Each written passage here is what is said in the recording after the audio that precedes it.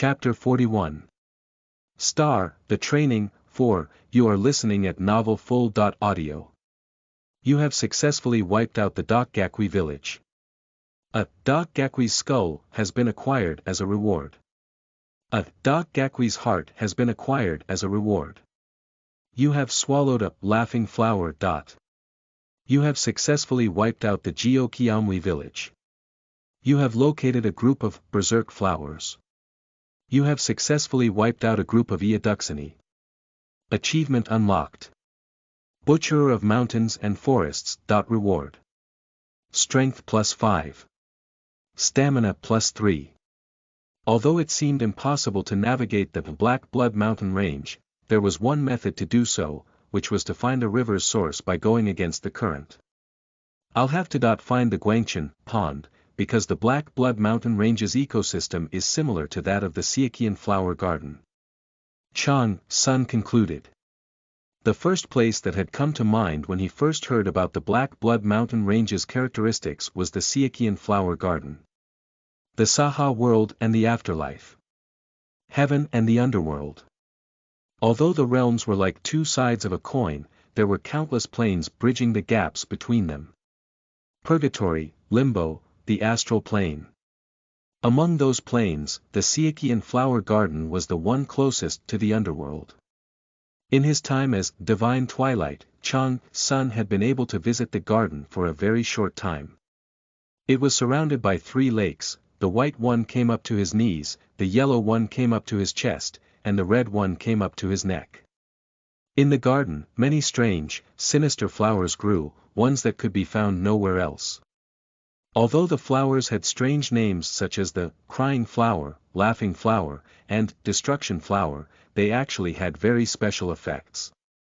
Due to their characteristics, if someone ate them without the permission of the garden's keeper, the flower overseer, they would be afflicted with a curse that corresponded to the flower's name for the rest of their life.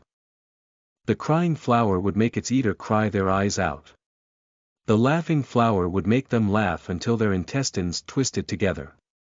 The berserk flower would drive them completely mad with aggression, making them fight until they died. Those characteristics meant it was not so easy to take the garden for granted. That was precisely the way in which the Black Blood Mountain range's ecosystem was similar to that of the Siakian flower garden.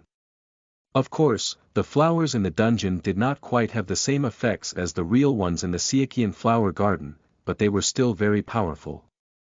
As such, the supervisor and the instructors had warned the trainees before the start of the probationary training to not eat wild grass and weeds until they mastered the 3 basic skills. Sal Tree was incredibly fastidious and nitpicked about everything. Chang Sun thought as he continued moving, recalling the Siakian flower garden's flower overseer, who was far more uptight than his appearance suggested. You are forging a path along the large red river. Based on his memory of the Siakian garden, Chang Sun remembered that flowers such as the crying flower and the laughing flower were watered by the Guangchen pond. In other words, the dungeon's ecosystem had to have a water source that played the same role as the Guangchen pond. Thus, he kept traveling upstream from the riverbank he had found beside the Dokgakui village's crying flower garden. Rivers are usually wider downstream, but in this dungeon, it's the other way around. Chang Sun thought. As he traveled along the riverbank, the forest became denser, and the monsters he encountered became tougher and more numerous. Even the plants nearby began looking different. Within the dungeon, locust tree deities lay silently in wait for humans to walk into their wide, Venus flytrap-like mouths. Meanwhile, soldiers from the bamboo leaf army attacked all those who entered with sharply barbed vines. The Celestial, a good season to hunt, yawns, asking how much longer you have to walk. The Celestial, Twilight, piercing owl, watches your new adventure with interest. Just as the deities were starting to feel bored, Chang Sun reached a certain mountain peak with great difficulty. The view of the dungeon from atop the mountain was wide and clear, revealing many new regions on the other side. There it is. Chang Sun realized. He saw a valley, surrounded by cliffs even taller than the mountain he had struggled to climb. Completely unlike the nearby mountains that were covered in red trees and grass, it was filled with black basalt rocks. The ground there was so dry and cracked, it was as if it had been ravaged by countless forest fires that somehow affected only the valley. Piles of monster corpses lay strewn all across it. It was the very place Chang Sun had tried so desperately to find. That is the Jigwee's nest.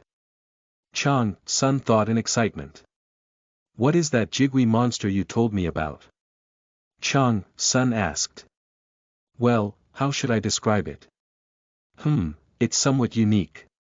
It doesn't have enough of a physical body to be called a beast, but it has too much of one to be called a spirit, second elder replied, stroking his chin. Are you saying it's not a living being? Chang Sun asked. Something like that. It's a cluster of countless spirits, to be exact, second elder explained. The Jigwee second elder had told Chang Sun about was a bizarre bird as large as a mountain. Its body was made up of blazing fire, and within it, clusters of hundreds of thousands of spirits formed its bones and muscles. That's why its attributes are fire and death. I like it. Chang Sun thought in satisfaction, those were the very attributes he was trying to cultivate. Does it have something like a Niden? Chang Sun asked, trying to find out more information about the monster. Why would a cluster of spirits have such a thing? Well, I suppose it has something similar, second elder said with a shrug. What does it have? Chang Sun asked. An eye, second elder said with a grin. It has a special right eye. Chang Sun recalled. The Jigwee's right eye was a jewel made out of hundreds of thousands of spirits' deep-seated grudges, compressed by intense heat. Such a jewel eye could be used to significantly transform the properties of the fire of the 8 trigrams brazier. It seems to be away from its nest right now, so shall I set some traps? Chang Sun muttered to himself as he leaped down to the foot of the mountain, the nameless spear in hand. ******, 10 days had passed since Chang Sun left the safe zone. This is the place, right? Use your eyes. Who else could leave such traces? Stop talking nonsense. Well, I guess you're right. The probationary trainees of the White Tiger Clan's 26th training exercise were completely different from any previous group, seemingly motivated by Chang Sun's overwhelmingly high score. First, Kim Hyung Jun perfectly demonstrated the 3 basic skills on the 5th day, followed closely by Baek Jio-ul and Lim Ju Han on the 6th. Although they failed to demonstrate the tiger form the way Chang Sun had, their achievements still came close. Although the 3 players were overshadowed by Chang Sun, they were still so talented that if they had participated in the previous training exercise, they would have effortlessly earned top ranks. Thus, the instructors had already been monitoring the 3. Some people would call the result natural, while others would consider it surprising. The real surprise, however, was that there were simply too many people who had exited the safe zone early after mastering the 3 basic skills. By the 10th day of the exercise, 40% of the trainees had exited the safe zone. Considering how it normally took 10 days for even one person to exit the safe zone, the performance of the current trainees was remarkable. As a result, the supervisor and the instructors often spoke among themselves, saying the current trainees could become the best in the entire history of the clan's probationary training. In addition to the aforementioned trainees, Yang Shin Hei, Park Ji Pyo, and Bei Wu Jiang were also considered talents, at least on the surface. Is it possible that Li Chang Sun is less competent than he looks? No way. Every media outlet in the world has been talking about him for so long. The White Tiger Clan are no fools. They may have given Chang Sun something special, though. Otherwise, it would be impossible to master the 3 basic skills in less than a day. Maybe they did. The 3 players had been chasing after Chang Sun from the moment they exited the safe zone, planning to hit him in the back of his head. Although the supervisor and the instructors had strongly cautioned the trainees against committing any crimes because instructors would be hiding all over the dungeon, the three were well aware of the fact that the clan representatives lacked both the skill and the desire to do such a thing. Although the White Tiger clan publicly acted righteous and acted like model citizens, at their core, they were what players referred to as thrill killers, a slang term that referred to demonic individuals who would do anything for money and pleasure. The clan put profit above all else, caring nothing about anything that was not to their benefit. In the training institute, they were no different.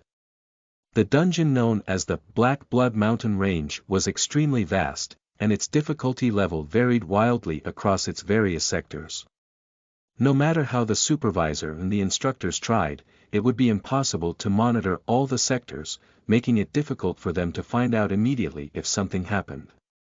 That was why several accidents, large and small, happened in the training institute every year. That was precisely what the three players were banking on. Before the supervisor and instructors could say anything, Chang's son had traveled deep into the mountain range, which meant it would not be strange if a monster did something to him. The three expected Chang's son to be carrying a great treasure, assuming the White Tiger clan would have offered something shockingly valuable to recruit someone of his caliber. Although they had no idea what it was, they were certain that it would be very expensive, thus, they planned to steal it. Well, even if he doesn't have any treasure, he earned a lot of money in his professional gamer years, right? On top of that, his family is also rich, so we'll definitely be able to get something if we go through his stuff, Wu Jiang remarked. Shin, Hei and Ji Pyo snickered, imagining the shining future to come. But, Wu Jiang cautiously began. Should we really make our mission harder by messing with a guy who hasn't done anything to us? Wu Jiang finished, dampening their spirits. Shin, Hei and Ji Pyo frowned. Their reaction frightened Wu Jiang a little. He quickly explained, seemingly making excuses, well, you know. We'll really be fucked if we ruin our mission by stirring up trouble. The three were considered such notorious, demonic criminals that even the council had put all points bulletins out on them. Despite that, their previous clan, the Hyoff clan, had helped them join the White Tiger clan, completely fooling the clan's personnel department.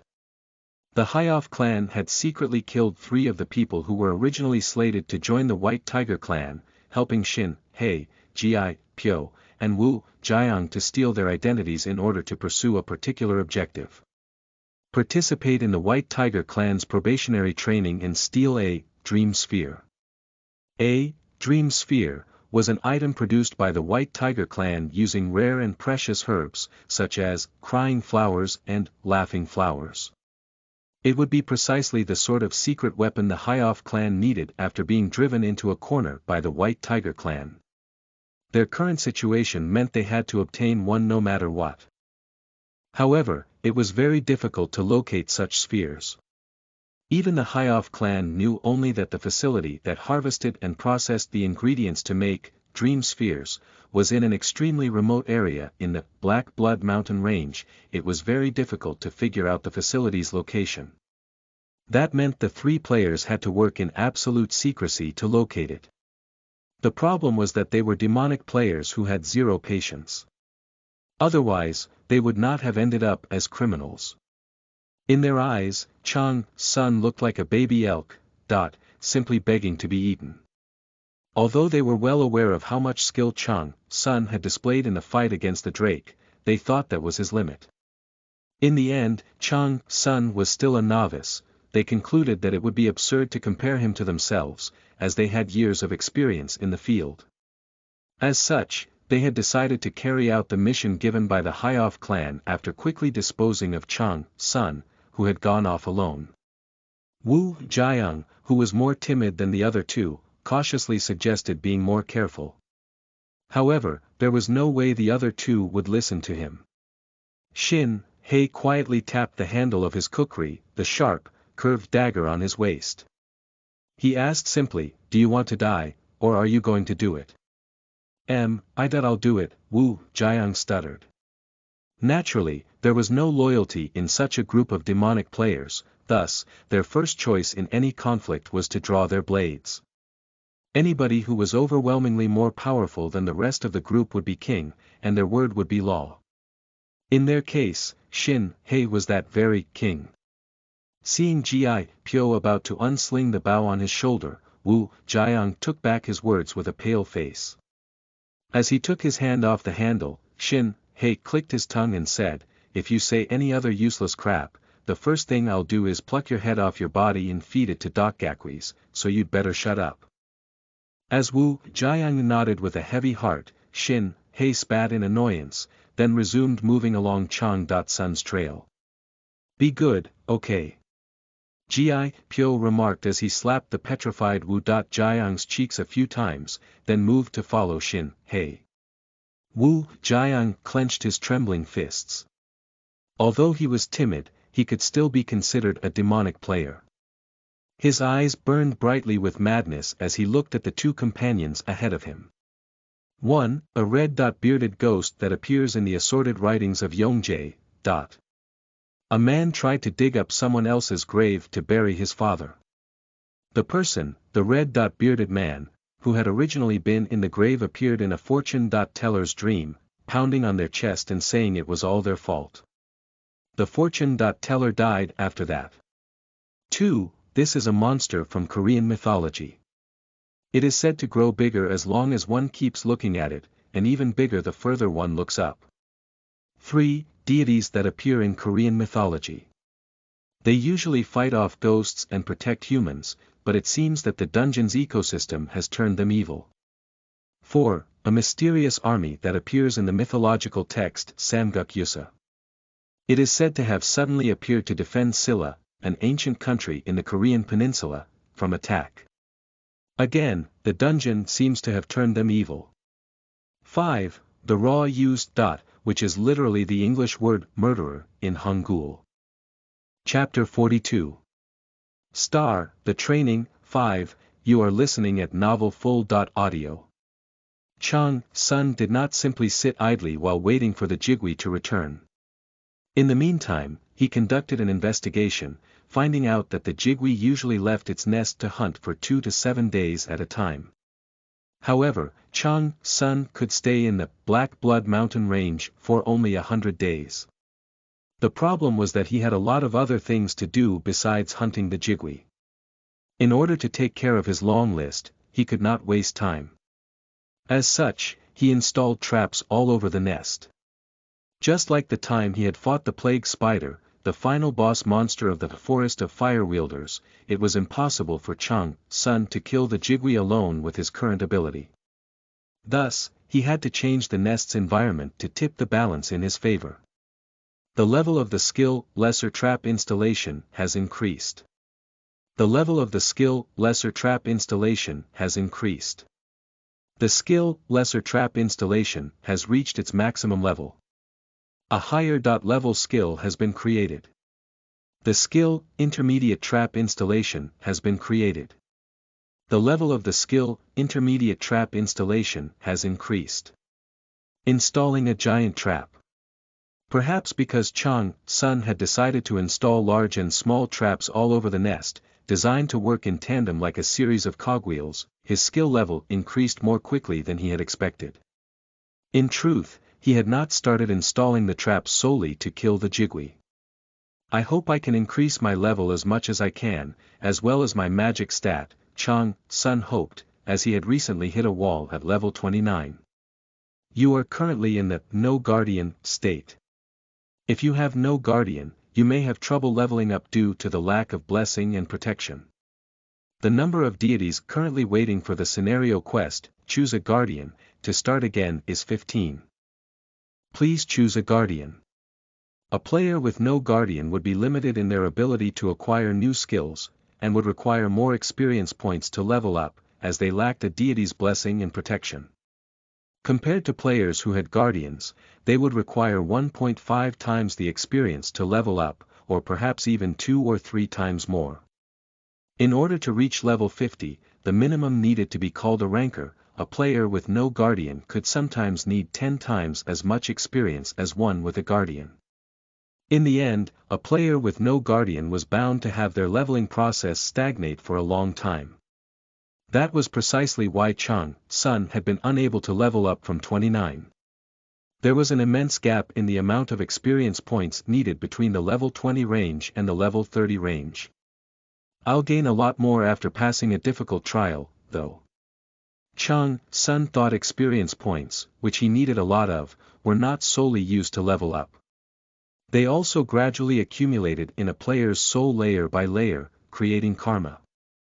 As that karma filled the player's soul, it would begin to improve that soul's class.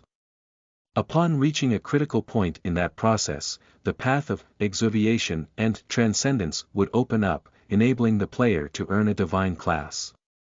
Thus, it was important to build up solid karma from the very beginning, otherwise, a player would never be able to pursue exoviation and transcendence even if they wanted to. Before obtaining the divine name Divine Twilight, Chang's son had been so focused on his physical growth that he ended up lacking in many aspects. This time around, he had no intention of letting that happen again. As such, he had decided never to choose a guardian. A guardian could make leveling up easier for the time being, but in the long term, having one would only sabotage a player's chances of cultivating their soul. Besides, there was nothing good about the restrictions imposed by having a guardian. Even though Chang's son had joined the White Tiger clan, his intentions remained the same. He had no intention of making Hyoju his guardian. Just as he had done until now, he was planning to leave Hyoju hanging. If the opportunity to choose a guardian came again, he would only use the quest as an opportunity to make that guardian plummet from heaven. 15 deities want me, huh? I thought some of them would have given up, but it looks as though there are already more of them. During his Choose a Guardian quest, many celestials had given up on him when he had chosen no one, but it seemed several deities had begun to watch him again afterward.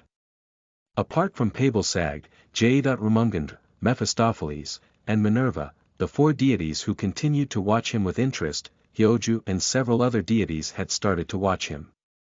Some of them could even be called stands.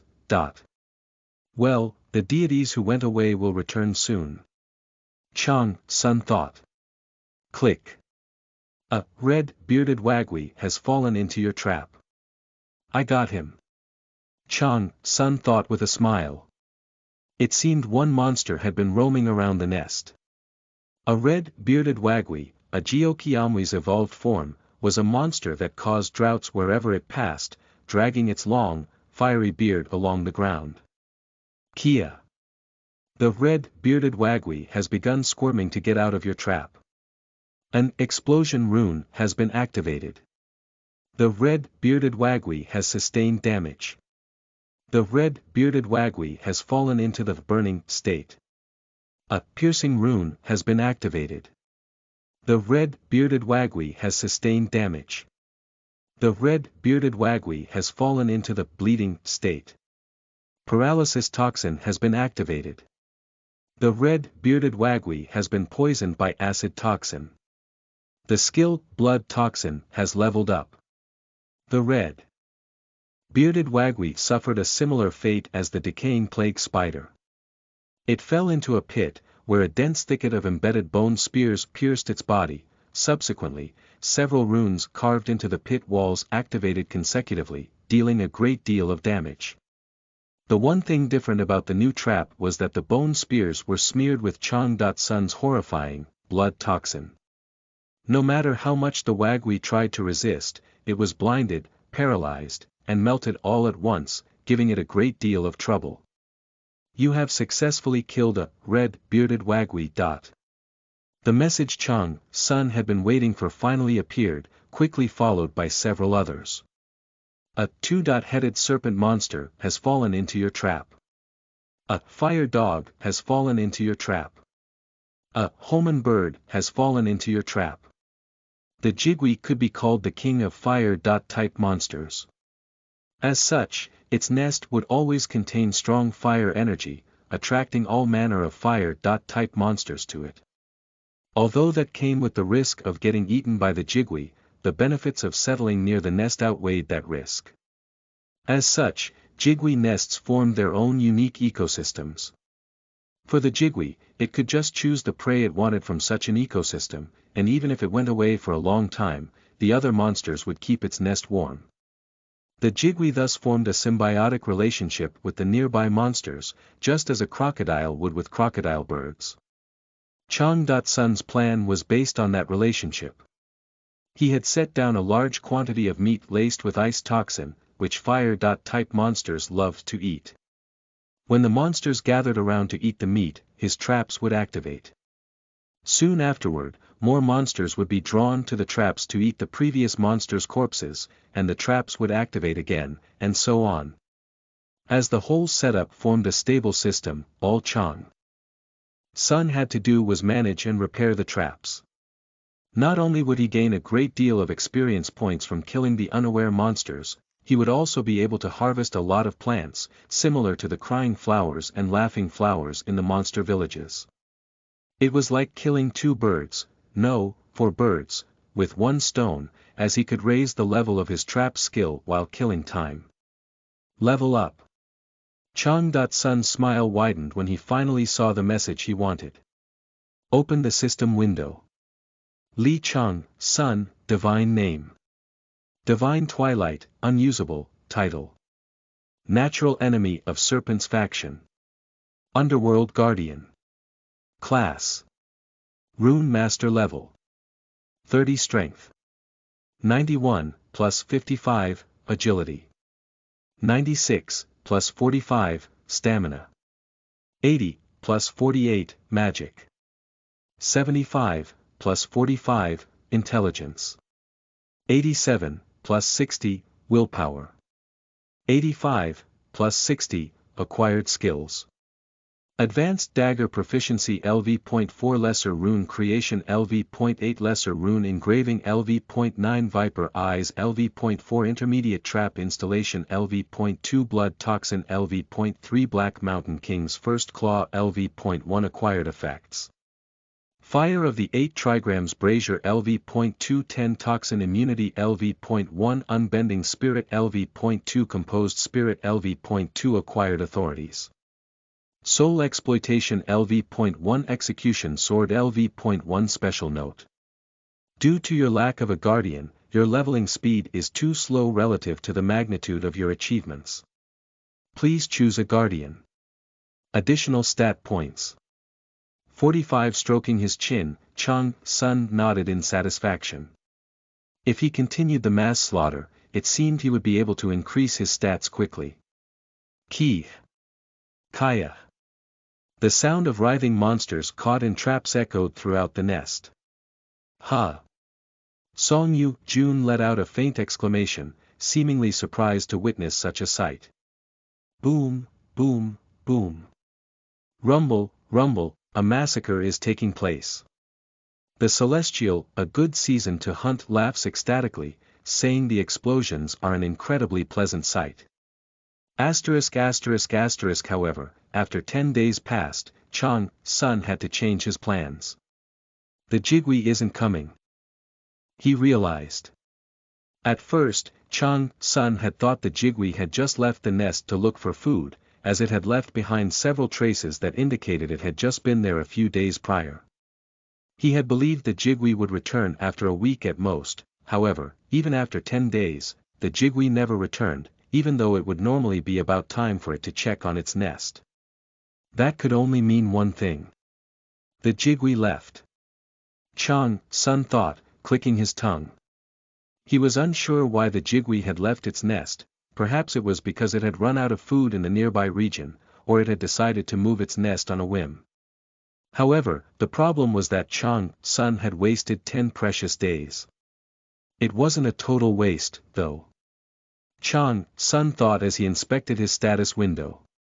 Li Chang.Sun, level 32. Chang.Sun had leveled up twice. It had been no small task, considering how he had almost annihilated the ecosystem around the nest, but he was very satisfied.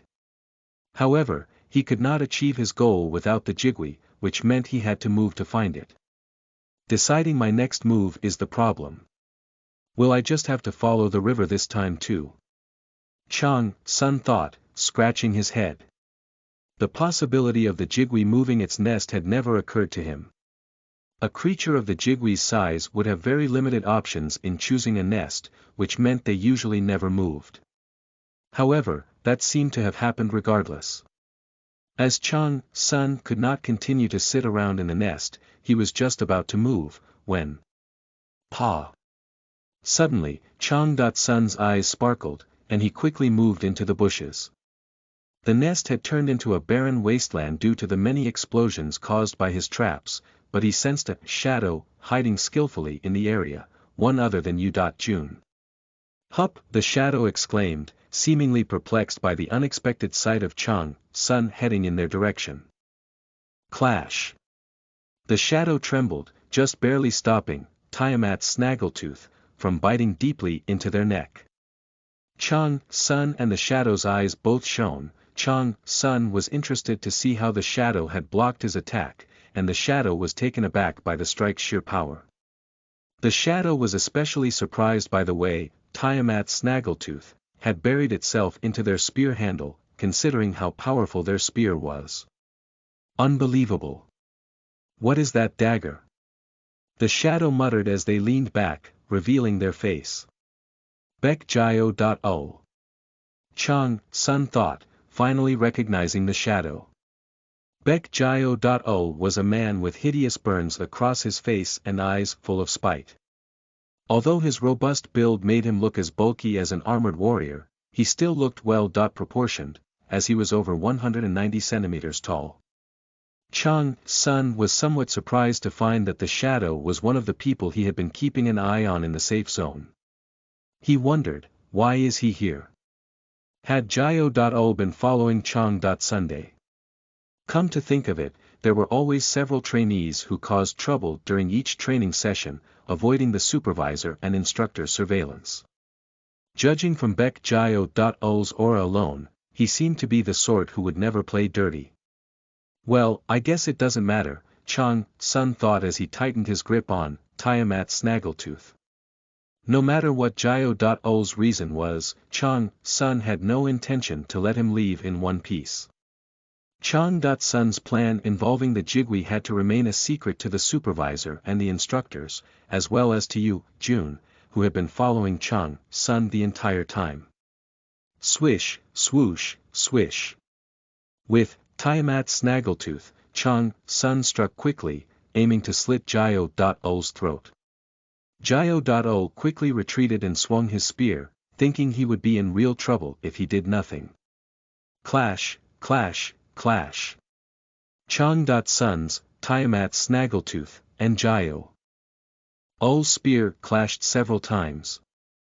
Although Tiamat's snaggletooth was longer than ordinary daggers, it was still classified as a dagger. In contrast, Jio.o's long spear was 3 meters long, but he swung it with great speed. Additionally, the spear was very heavy, making his attack strike with great force. Jio.o was so talented that most instructors would be unable to win against him in head-to-head combat. His abilities exceeded his official records. Even his level seemed higher, and Chang Sun assumed he was around level 35 or 36. His movements were particularly extraordinary, they were fierce yet flexible, as if a shadow had come to life. They were a perfect match for his long, heavy spear.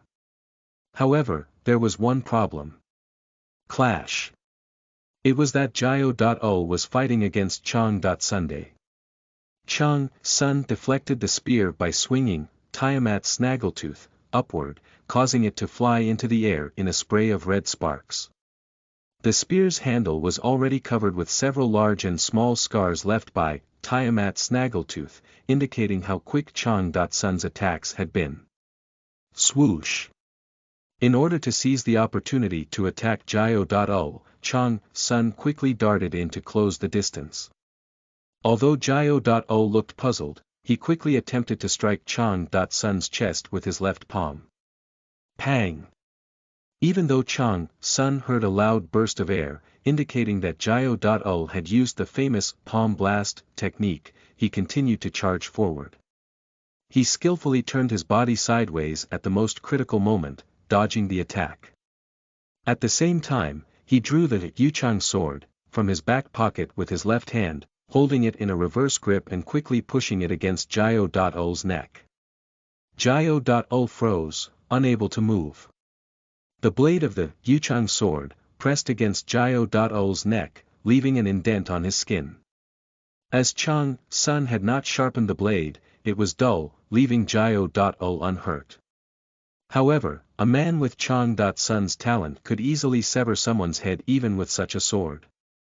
As Jiao.Ul was well aware of that, he could not even think of fighting back. The tall Jiao.Ul looked down, making eye contact with Chang Sun, who was a head shorter than him. "You," Chang Sun began, looking back at Jiao.Ul with a sharp gaze. He asked, "How in the world can you use Shadow Secret Technique?" Shadow Secret Technique was the signature skill of one of Chang Sun's old colleagues. 1. A giant bird that appeared in the texts Qiangjiangguanjianxiu, and Yangyiapji. Chapter 43. Star, the Training, 6, you are listening at novelfull.audio. When Chang Sun lived as Divine Twilight, his entire life had been filled with warfare, but he still had colleagues.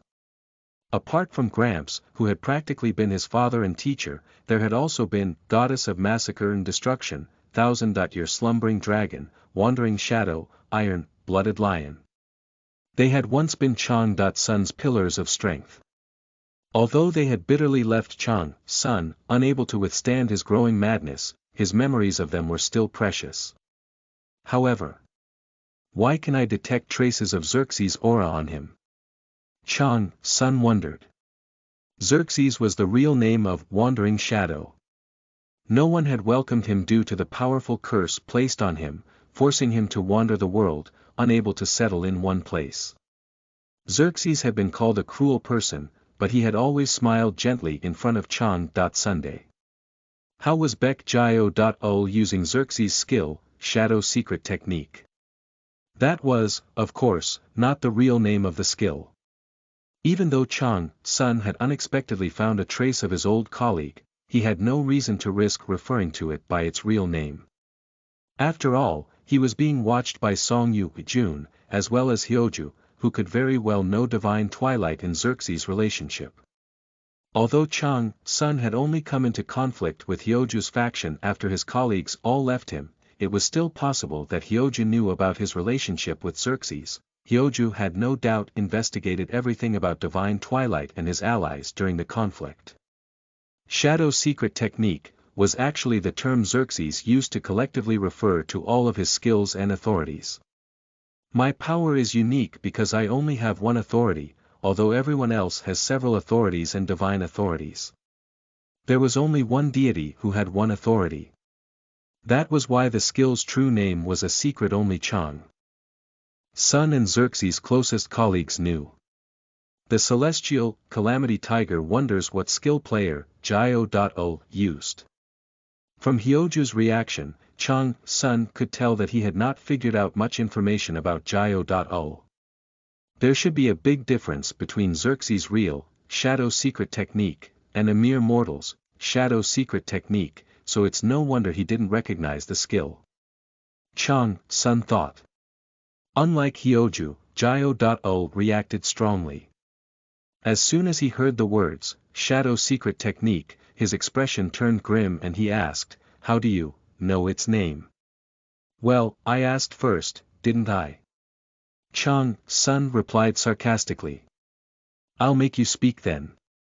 Jiao.Ul shouted, his eyes burning with a desire to make Chang Sun answer him. Clash.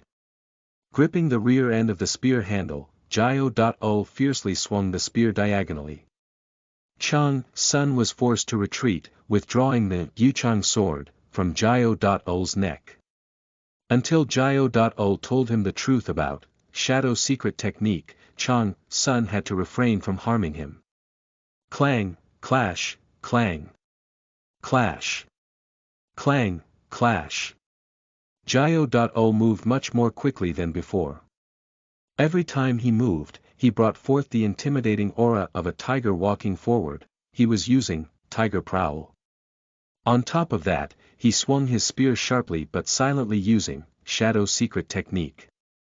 The combination of both skills made his every movement fiercer, as if he had unsheathed a hidden blade.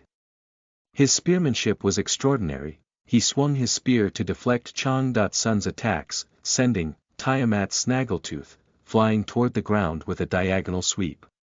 Then, he pulled his spear back to create more torque. The celestial Calamity Tiger watches his soon-to-be subordinates fight very contentedly.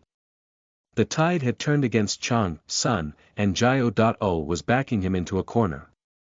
Taking full advantage of the 3-meter-long spear, Jiao.O never allowed Chang.Sun to close the distance between them, attempting to overwhelm his opponent with speed and power. Chang.Sun sensed Jiao.O's strong will to get answers out of him. The celestial, a good season to hunt, cheers you on, saying she will make you pay if you lose to that weird guy. Realizing he needed to do something, Chang.Sun sheathed Tiamat Snaggletooth and the Yuchang sword. In their place, he drew the two batons hanging on his left waist. As blades emerged from the ends of the batons, Chang.Sun struck the upper and middle parts of Jiao.O's long spear to deflect his attacks. Clash, clash. A spear. Jiao.O muttered, surprised that Chang.Sun had sheathed his two daggers and pulled out the same weapon he was using. However, yet more surprises were waiting for him. Click. Chang.Sun quickly formed the nameless spear by connecting the ends of the two short spears.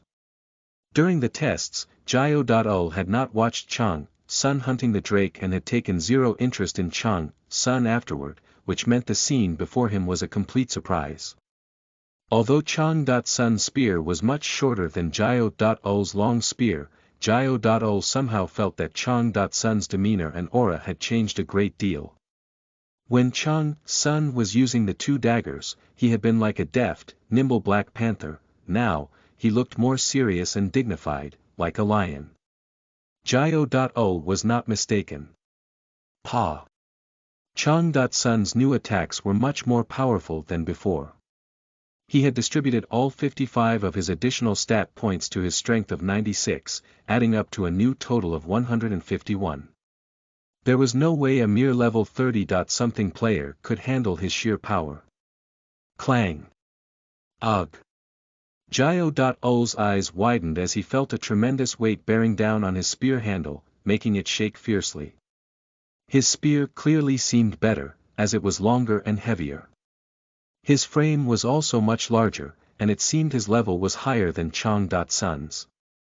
How was Chang.Sun so strong? The skill, Tiger Disaster, has been activated. The skill, Tiger Prowl, has been activated. Swish, swoosh, swish. With every step, Chang.Sun continuously thrust his spear. As if it were alive, the nameless spear moved at strange angles, repeatedly stabbing toward Jiao.O. Skill combination is in progress. The simultaneous activation of Tiger Disaster and Tiger Prowl has created a perfect tiger form. The image of a tiger appeared behind Chang.Sun, revealing its claws. The skill Tiger Kill has been activated. As the tiger bared its claws, a storm raged in the nest. Skill combination is in process. The simultaneous activation of Tiger Form and Tiger Kill has created perfect Tiger Teeth. Boom! Boom! Boom!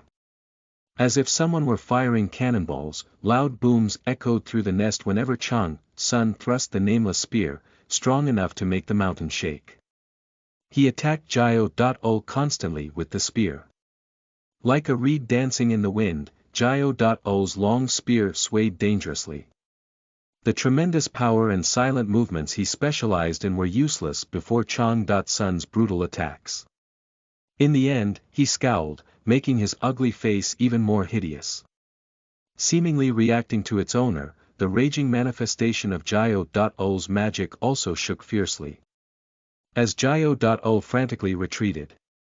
Swish! Chang Sun slashed diagonally from left to right with the nameless spear, attacking from below. Although his spear had only one blade, 5 wounds appeared on Jiao.O's body, as if a real tiger had appeared and scratched him with its claws. However, only his collar was torn, and his wounds only bled slightly. That was because Chang Sun had withdrawn his spear midway. Jiao.O had been knocked half unconscious, although it was hard to tell due to his burn marks. Faced with Chang Sun's maelstrom of spear attacks, he had felt as if he were swallowed up in a storm, facing imminent death.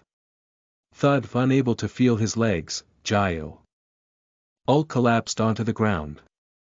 The Celestial, a good season to hunt, has a hard time staying in her seat due to her excitement for a good fight. The Celestial, Calamity Tiger, has received a lasting impression of you once again. Although Jiao.O had lost, Chang Sun could see his will had not been broken, as the other man continued to glare back at him. What are you going? Jiao.O yelled. You're a half-spirit, Chang Sun interrupted. Jiao.O's eyes widened mid-sentence. Chang Sun had accurately deduced the true identity he hoped no one would ever find out. That's why you have a supernatural ability, Chang Sun concluded with a nod. How did you? Jiao.O stuttered. Does it matter?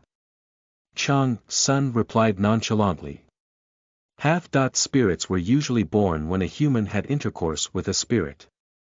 They naturally bore curses for their entire lives, as they were born through an unnatural process. Common examples of such curses were their unusually hideous appearances and mental instability. Additionally, they were often surrounded by strange phenomena and hallucinations. That was because they were born with supernatural abilities they could not handle. Although supernatural abilities were normally considered gifts in the current generation, those that could not be controlled were simply considered abnormal phenomena or curses, causing fear in most people. As such, it was natural for Jiao.O to react the way he did. Although Chang Sun did not know for sure, he could tell that Jiao.O had been despised by many people due to his uncontrollable supernatural ability and his appearance. Jiao.O's experiences had no doubt traumatized him, making him hide his half-spirit side. He has those burn marks because he's a half-spirit, not from an accident. He didn't obtain shadow secret technique through training either. He was just born with it. Chang Sun thought. He had found his answer from the spear fight against Jiao.O. The deities sent Chang Sun had smelled on Jiao.O upon first meeting him had to belong to Xerxes.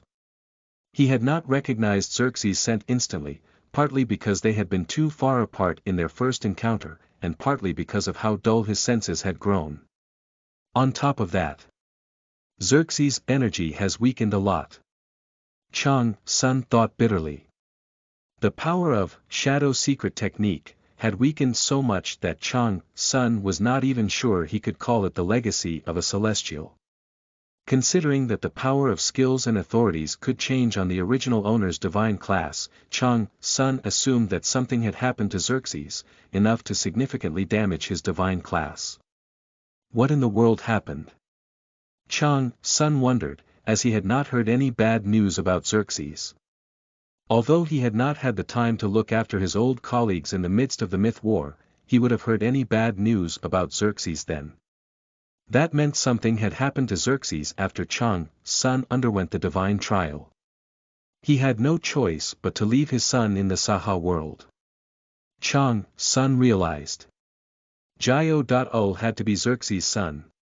Considering Xerxes was a man, Xerxes had no doubt intercourse with Jiao.O's mother, who was most likely a shaman, and she had given birth to Jiao.O.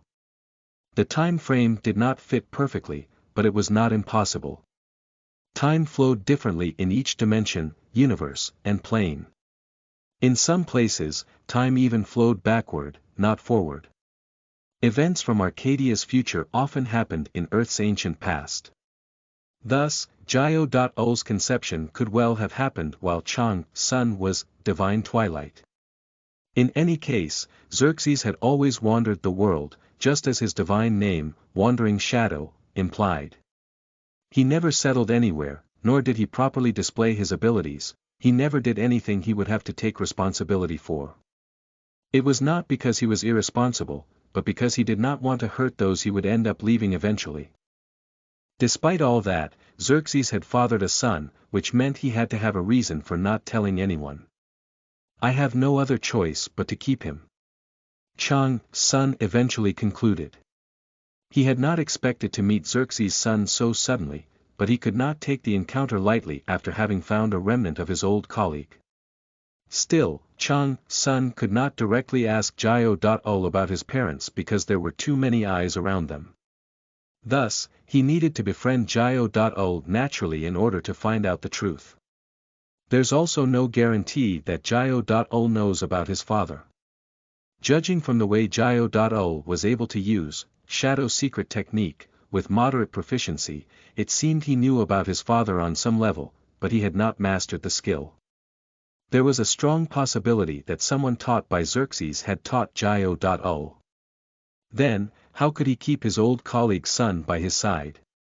It did not take long for him to figure out an answer. Tilting his head, Chang's son said, "I'm guessing you were planning to kill the Jigui to cure your half-spirit curse with the Jigui's eye, but it won't work. Give up." Jiao.ol, who had been watching Chang's son in shock, shouted with a frown, "What do you know?" "I know better than you," Chang's son replied with a shrug. "What?" Jiao.ol asked in disbelief. "Can't you tell by the way I figured out you were a half-spirit after just exchanging a few attacks?" Chang's son replied so matter-of-factly that it left Jiao.ol briefly speechless. He continued, "You must have thought that the scar on your face came from a fire spirit-type parent, but the Jigui's eye would never cure you. It would only make your scars worse." Jiao.ol's eyes lost focus. Chang's son explained, raising an eyebrow, "First of all, your parent isn't a fire-type spirit. Although you might have assumed so because of your burn mark-like scars, you wouldn't be able to use the darkness-type skill, shadow secret technique, if that were the case. Besides, a Jigui is closer to a death-type spirit, not a fire-type spirit, so it has much more ghostly energy. Were you seriously planning to eat that?" The celestial world circling serpent tilts his head curiously, wondering where you acquired such knowledge.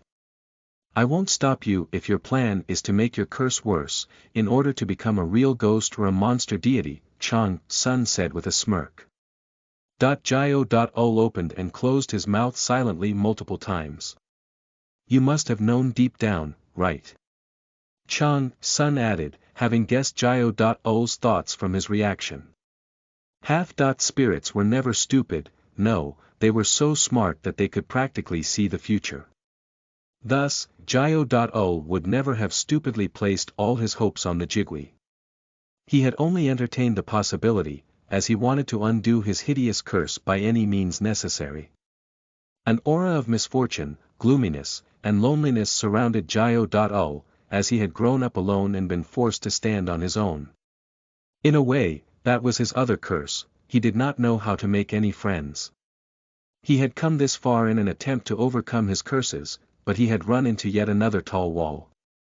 Even though Jiao.ol had not been dispirited after losing to Chang's son, now he looked sad. Through clenched teeth, he forced out the word, "What?" Jiao.ol's depression made him choke up. Grief and despair squeezed his heart, briefly leaving him unable to speak. Eventually, he forced himself to shout, "What am I supposed to do then?" "I'll help you cure it," Chang's son suddenly replied. When Jiao.ol's obsidian-like eyes, the only part that had not been affected by his curse, widened in surprise, he saw Chang's son's nonchalant expression. "So let's make a deal," Chang's son offered. Chapter 44. The Training, 7, you are listening at novelfull.audio. Deal. Beck Jiao.ol repeated, his expression changing slightly when Chang's son mentioned the word. His burn marks, no, his half-spirit curse, made his expression unreadable, but his trembling voice made it clear that he was shocked. Yes, a deal. It seems you've investigated the Jigui in your own way. Am I right? Chang Sun asked. Yes. Jiao.O cautiously answered. Lend me your knowledge. No, not just that, I hope you can cooperate with me in killing the Jigui, Chang Sun said confidently. He was sure that Jiao.O had not merely investigated the Jigui. Jiao.O would have investigated everything about the Jigui, and maybe even learned something I haven't figured out. He thought. Unlike Chang Sun, Jiao.O had to have staked his very life on curing his curse. As he had been born a half-spirit, he no doubt had various methods of obtaining information. Thus, it was highly likely that Jiao.O knew things about the Jigui's habits that even Chang Sun had been unable to confirm. After all, Jiao.O had found the Jigui's nest with a completely different method, even though he was severely lacking in skills compared to Chang Sunday. How can I trust you? Jiao.O asked warily. Would demonstrating right here and now suffice? Chang Sun replied, reaching out with a hand. What? Jiao.O exclaimed in surprise. Give me your hand, Chang Sun said, waving his hand up and down. For a moment, Jiao.O hesitated, wondering whether it was alright to be swayed by Chang Sun that way even though he had zero trust in Chang Sunday. Chang Sun thought it was natural for Jiao.O to react that way, as he had an idea of what kind of life the other man had lived until now, but he had no time to persuade Jiao.O gently. It doesn't matter if you trust me or not, does it? Chang Sun nonchalantly added, making Jiao.O bite his lower lip. In truth, he was right, Jiao.O had no other choice. Jiao.O held out his right arm and Chang Sun grabbed it with his left hand, feeling the man's pulse. Although he could sense Jiao.O flinching, Chang Sun fixed his gaze on Jiao.O's hand and said, "It'll be pretty hot, so you'll have to endure it." Jiao.O was about to ask what Chang Sun meant, but he had no time to say anything as fire energy suddenly poured into him through his wrist. Even the slightest wrong breath will mess up your magic circulation, so don't open your mouth, Chang Sun warned Jiao.O. He was wrong about one thing, however. Jiao.O would not have been able to open his mouth in the first place, even if Chang Sun had not warned him against it. Elemental energy surged through Jiao.O's body like a wildfire, completely filling his magic organ. The horrific pain it caused forced him to grit his teeth, unable to speak. Jiao.O felt as if he had swallowed a ball of fire, his body so hot that he almost fainted. He had gotten his name because he had been born in winter, but Jiao.O was gone. He felt as if he had become summer, his ice and snow melting away. Crack. He heard a sound that resembled a hard lump of ice cracking. Crack, crack. Pa. The cracks slowly spread across the entire lump of ice, connecting to each other in various places until the ice's surface resembled a cobweb. It then melted into water that slowly seeped into Jiao.O's magic organ. The ice was his half-spirit curse, and the melted water was what remained of his Yin energy and ghost energy after the curse was broken, instantly increasing his mana significantly. Now, Jiao.O was even more shocked by the fact that the half-spirit curse that gave him both power and misfortune was breaking apart than the pain caused by Chang Sun's fire energy. Your half-spirit state is changing. Your curse is being wiped away. Your misfortune is being undone. Previously, Jiao.O had put tremendous effort into breaking his half-spirit curse, but the curse had remained as hard as a rock. However, it was being undone easily, as if it had just met its complete antithesis. A bit more. Just a little bit more. Jiao.O thought, desperately hoping the fire energy would continue to power through. Only 20% of the half-spirit curse had melted due to Chang Sun's fire energy, but 80% remained. Apart from that, his heart, the core of the curse, remained frozen. He continued hoping against hope that the wildfire would melt his frozen heart, and it seemed more than possible that it could do so. However, pzzzzz.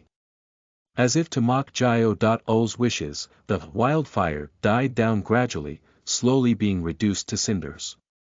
Chang.sun's fire energy exited his body the same way it had entered. No. Jio.ul cried frantically in his mind.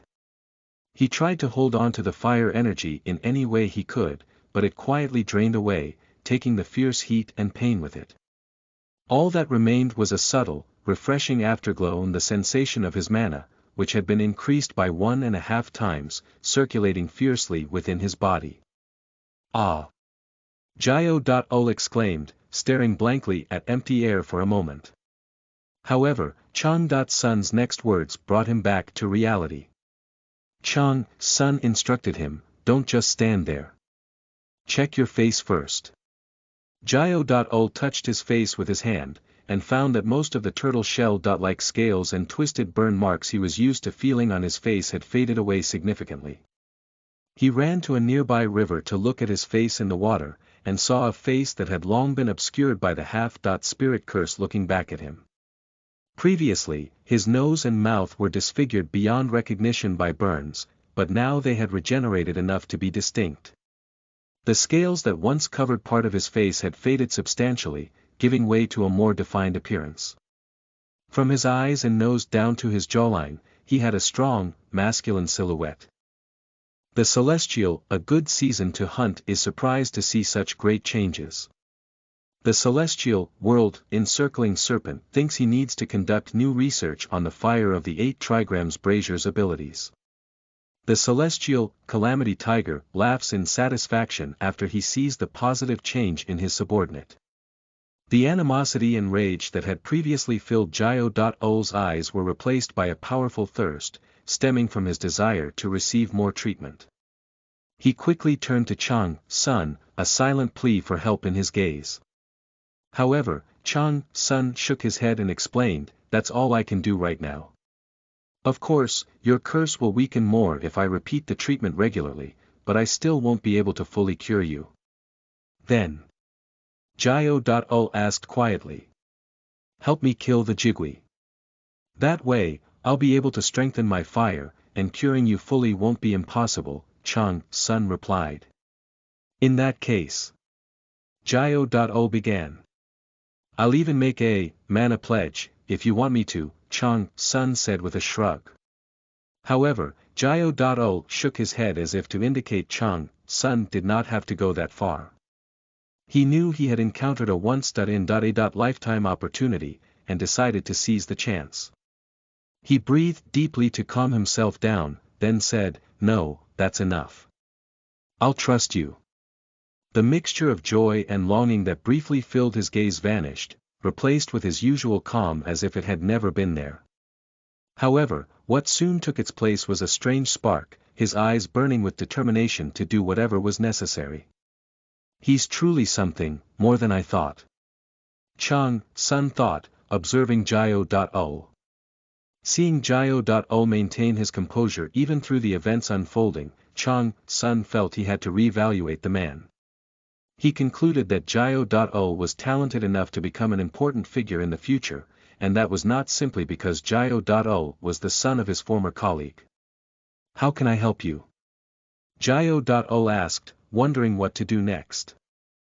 He looked forward to hearing Chang.sun's requests, expecting that no such request would be ordinary.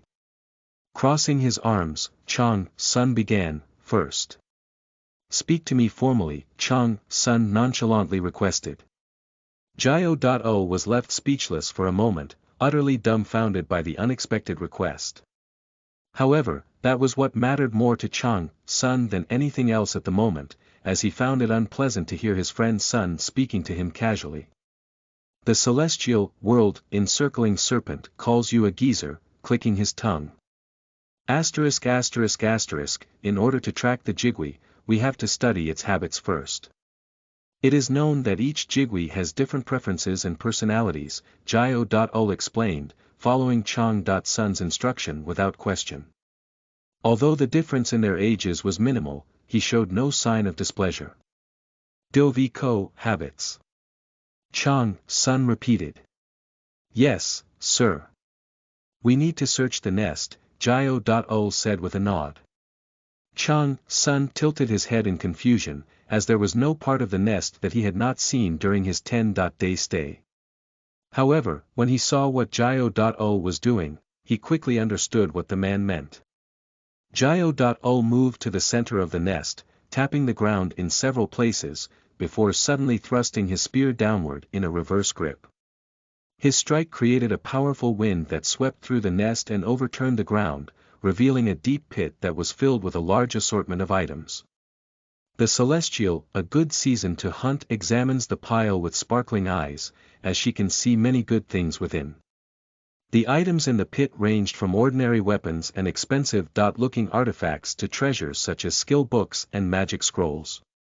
Chang Sun's eyes sparkled as he said, "These are the belongings of the people killed by the Jigui." Among the players who had gone missing in the training institute during each round of training, not all of them had been killed by other players, others had been killed by the Jigui. Much like crows, Jiguis often collect sparkling things, and are proficient at gathering treasures as if they were collecting trophies. However, they often forget about their trophies, Jio.ol answered as he overturned the soft ground. Chang Sun was amazed by Jio.ol's discovery, as even though he had installed and uninstalled countless traps during his stay, he had not even come close to discovering the pit. It was as if Jio.ol had some kind of treasure detector. By going through the buried items this way, I can roughly estimate where the Jigui was heading, Jio.ol said as he examined the pit. Just like Jio.ol, Chang Sun examined the items the Jigui had gathered. He picked out a weapon that caught his eye. White Magpie Bow, a nameless hunter made this bow using the wing bones and feathers of his biggest, fastest, and strongest prey. The bow's fierce spirit is a match for any bird of prey, giving it great potential in the right hands. Type. Bow damage. 100-300 effects. Bullseye piercing, quintuple volley. It has bullseye piercing, which can make an arrow always hit the bullseye, and quintuple volley, which can be used to shoot 5 arrows simultaneously. Chang Sun thought in satisfaction. Slinging the white magpie bow over his left shoulder, Chang Sun also took the quiver that appeared to match it. He had already been considering carving a wooden bow for long-range attacks. It seemed the new acquisition would be very useful. Apart from the bow, he picked out everything that looked decent and threw it into his inventory. Some even had effects such as Ijin Jing, or Fire Storm, that he could use immediately in combat. I'll take some for myself and sell the rest of them. Chang Sun thought with a nod. The pit was like a gold mine, it was a shame that each inventory had a limited capacity. While searching through it, Chang Sun found an ordinary looking orange sphere rolling around. However, its unusual scent drew his attention. It was the scent of death, which he had previously only smelled in the underworld. Dream Sphere, this sphere that contains unusual energy was created by mixing death flowers and destruction flowers with another substance in a specific ratio. It contains the grudges of those killed by the Hoenn Mama. Type. Marble. Miscellaneous. Effect. Hoenn Mama. Chang Sun thought, tilting his head. Hoenn Mama was the ancient name of a horrifying plague that was as terrifying as a Hoenn, an incident in which a tiger killed a human. It did not merely refer to an ordinary plague, rather, it indicated a strange phenomenon with an unknown cause. This seems fishy, Chang Sun thought, speculating that he had perhaps unexpectedly found something related to the White Tiger clan. I think I figured out where it went, Jio.ol said, approaching Chang Sunday. After putting the dream sphere in his inner pocket, Chang Sun looked at Jio.ol in surprise, asking, already? He had previously assumed that it would take a while for Jio.ol to find the Jigui's trail, but it had taken less than an hour since Jio.ol began his search. Despite the look of disbelief, Jio.O nodded nonchalantly, seemingly not displeased. He explained, "It was easier than I thought. It seems this Jigui has been using its fire energy a lot for some reason, which means it has been focusing on eating." Chang.Sun's eyes sparkled for a moment. A Jigui created fire by burning up the souls it swallowed. The more souls it swallowed, the stronger its fire energy would be. If it used up much of its fire energy despite that, it would go somewhere else to consume many new souls. The question was, where would the Jigui go to find them? So it would have gone deep into the mountain range, and specifically, somewhere full of high-class creatures. That means it must be in a place where mystical and demonic creatures live, right? Chang.Sun conjectured. "Yes, sir. You are right," Jio.O replied, calmly affirming Chang.Sun's guess. "He isn't just useful. He's very useful." Chang.Sun thought with a nod. If Chang.Sun, who had almost become the strongest celestial, thought of a person as very useful, that meant the person was very talented and had high potential. His desire to keep Jio.O by his side only grew stronger. "Then what are we waiting for? Let's go," Chang.Sun said. He gestured to Jio.O with his chin, letting the other man take the lead. ***** swoosh. Chang.Sun and Jio.O swiftly passed through the woods. It was not difficult to locate the habitats of mystical and demonic creatures. Such creatures would have the largest territories in the religion, which meant they simply had to follow the nearest trail they could find. The farther they traveled, the more Jigui nests they came across. They passed by forests and mountains that were completely parched, as if they had been ravaged by powerful flames that swept across them. "It will be tremendously gluttonous and greedy, more than you might expect," Second Elder warned him. The Jigui truly was more gluttonous and greedy than Chang.Sun had expected. However, the fire energy left behind in the ruined nests had only grown hotter the deeper they went.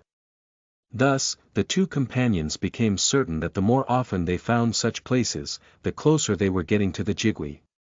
After continuing their chase for 4 days,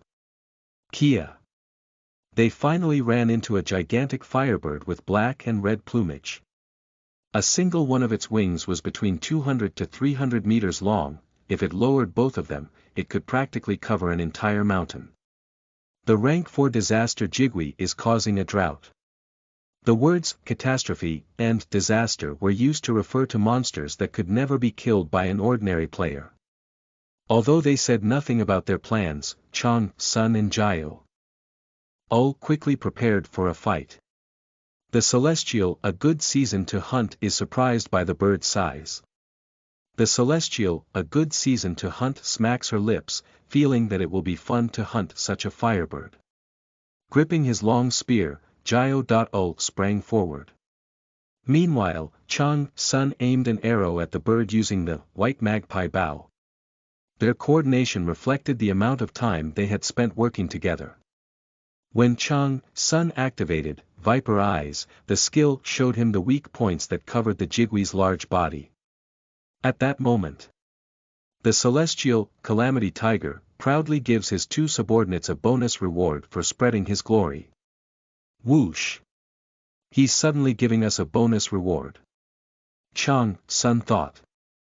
Although he was slightly surprised by Hyoju's unexpected bonus reward, he was not shaken up at all. He continued to focus on tightly drawing back the bowstring. However, he somehow felt as if he could concentrate more effectively and see farther. No, more than that, it seemed every one of his senses had somehow leveled up. Hyoju's bonus reward had to be either sense opening or sense magnification. The Celestial, a good season to hunt, is surprised by Hyoju's bonus rewards. The Celestial, a good season to hunt, is nervous about the way other deities keep giving you bonus rewards. The Celestial, a good season to hunt, quickly looks for better bonus rewards. The Celestial, a good season to hunt, pulls out her hair because she has nothing good. She has a bonus reward she previously planned to give out in order to show off, but it does not look good enough now. The celestial, a good season to hunt, tries to come up with something good, anxiously pacing back and forth. The celestial, a good season to hunt, wants to give you an authority as a bonus reward. Just then, Chang Sun unexpectedly received a jackpot, making him smile. He thought inwardly, Pablesag pulled a Pablesag. Swoosh. With that thought, Chang Sun let loose the arrow. The authority has been applied. 1. Jul. Means winter in Korean too.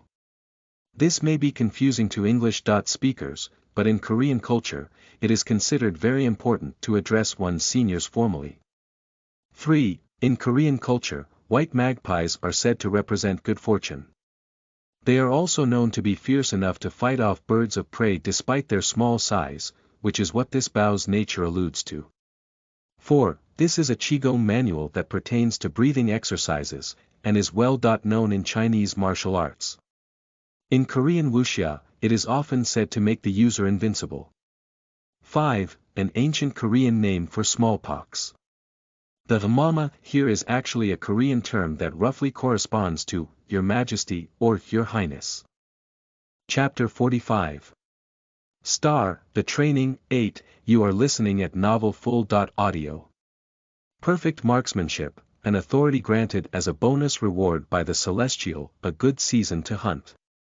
You will hit your target no matter what happens, as the result is predetermined. The damage dealt will vary based on the arrow you use. Never let go of any prey you set your sights on. Skill level. 1. Type. Authority. Effect. Reverse causality, sure shot, combo shooting. At first glance, it was unclear why the authority granted personally by Pablesag was considered one, as many bow-related skills improved accuracy and increased damage. However, upon closer examination, it was far from being an ordinary authority. Out of the 3 effects, the first one alone was ridiculous. Each event in this world normally had to obey the law of causality. All effects were determined by a cause. In order to use an authority, there would be numerous causes involved. Every component that formed part of the process of an event, the authority user's desires and actions, the nearby surroundings, the air currents, and the opponent's reactions, could be considered causes, including any unexpected variables that the authority user did not take into account. In order to shoot the center of a target with a bow and arrow, every factor, the terrain, the distance between the shooter and the target, interference from a third party, and so on, could be considered causes. As a result, the arrow would not necessarily hit the target, which meant the result would not always align with the shooter's desires. And yet, reverse causality ignores every component. Chang Sun thought, feeling pleased. What if the result the arrow hit its target were to be decided before the causes? That meant it would always align with the shooter's desires. Perhaps the arrow would be blown by the wind, or perhaps the target would slip and fall in its path. Regardless, the outcome would be the same. No matter how fierce the interference, no matter what unexpected variables the arrow faced, it would hit its target in the end. That was what made reverse causality truly terrifying. The arrow can also be anything. This should be a good match for Viper Eyes. Using J. Ramungandra's bonus reward, Chang Sun had previously identified the Jigwee's weak points, which were several spots on its right wing and nape. Looking at the reddest spot as he fired the arrow from his bow, he thought, I will hit the target. A target has been selected. Swish. Chang Sun fired 2 arrows in 2 different directions. Turning into rays of white light, both arrows flashed through the air, striking their targets without giving the Jigwee any time to react. Boom, boom, boom. Rumble, rumble. PZZ, PZZZZ. The second effect, sure shot, activated alongside the third effect, combo shooting. A violent explosion followed, shaking the mountain-sized Jigwee with a shockwave. Large tornadoes formed over the spots that had been hit by the 2 arrows, deepening the wounds they created. Golden lightning crackled outward from the arrows and instantly spread like a web, covering the Jigwee's entire body. Just as the explanation, the damage dealt will vary based on the arrow you use, suggested, Chang Sun had used his new skills in conjunction. Explosive thunder, you can create a violent explosion upon impact with a target. Its damage will vary depending on your accuracy and the quantity of mana you use. Skill level 1. Type. Active. Effect. Explosive impact. Lightning web, you can create powerful lightning energy and spread it across a fixed area. Skill level 1. Type. Active. Effect. Spread lightning. The white magpie bough was not the only thing Chang Sun had found in the Jigwee's nest. There had also been several skill books in the nest.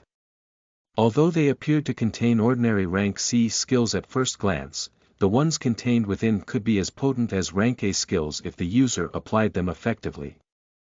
Those skills were Explosive Thunder and Lightning Web.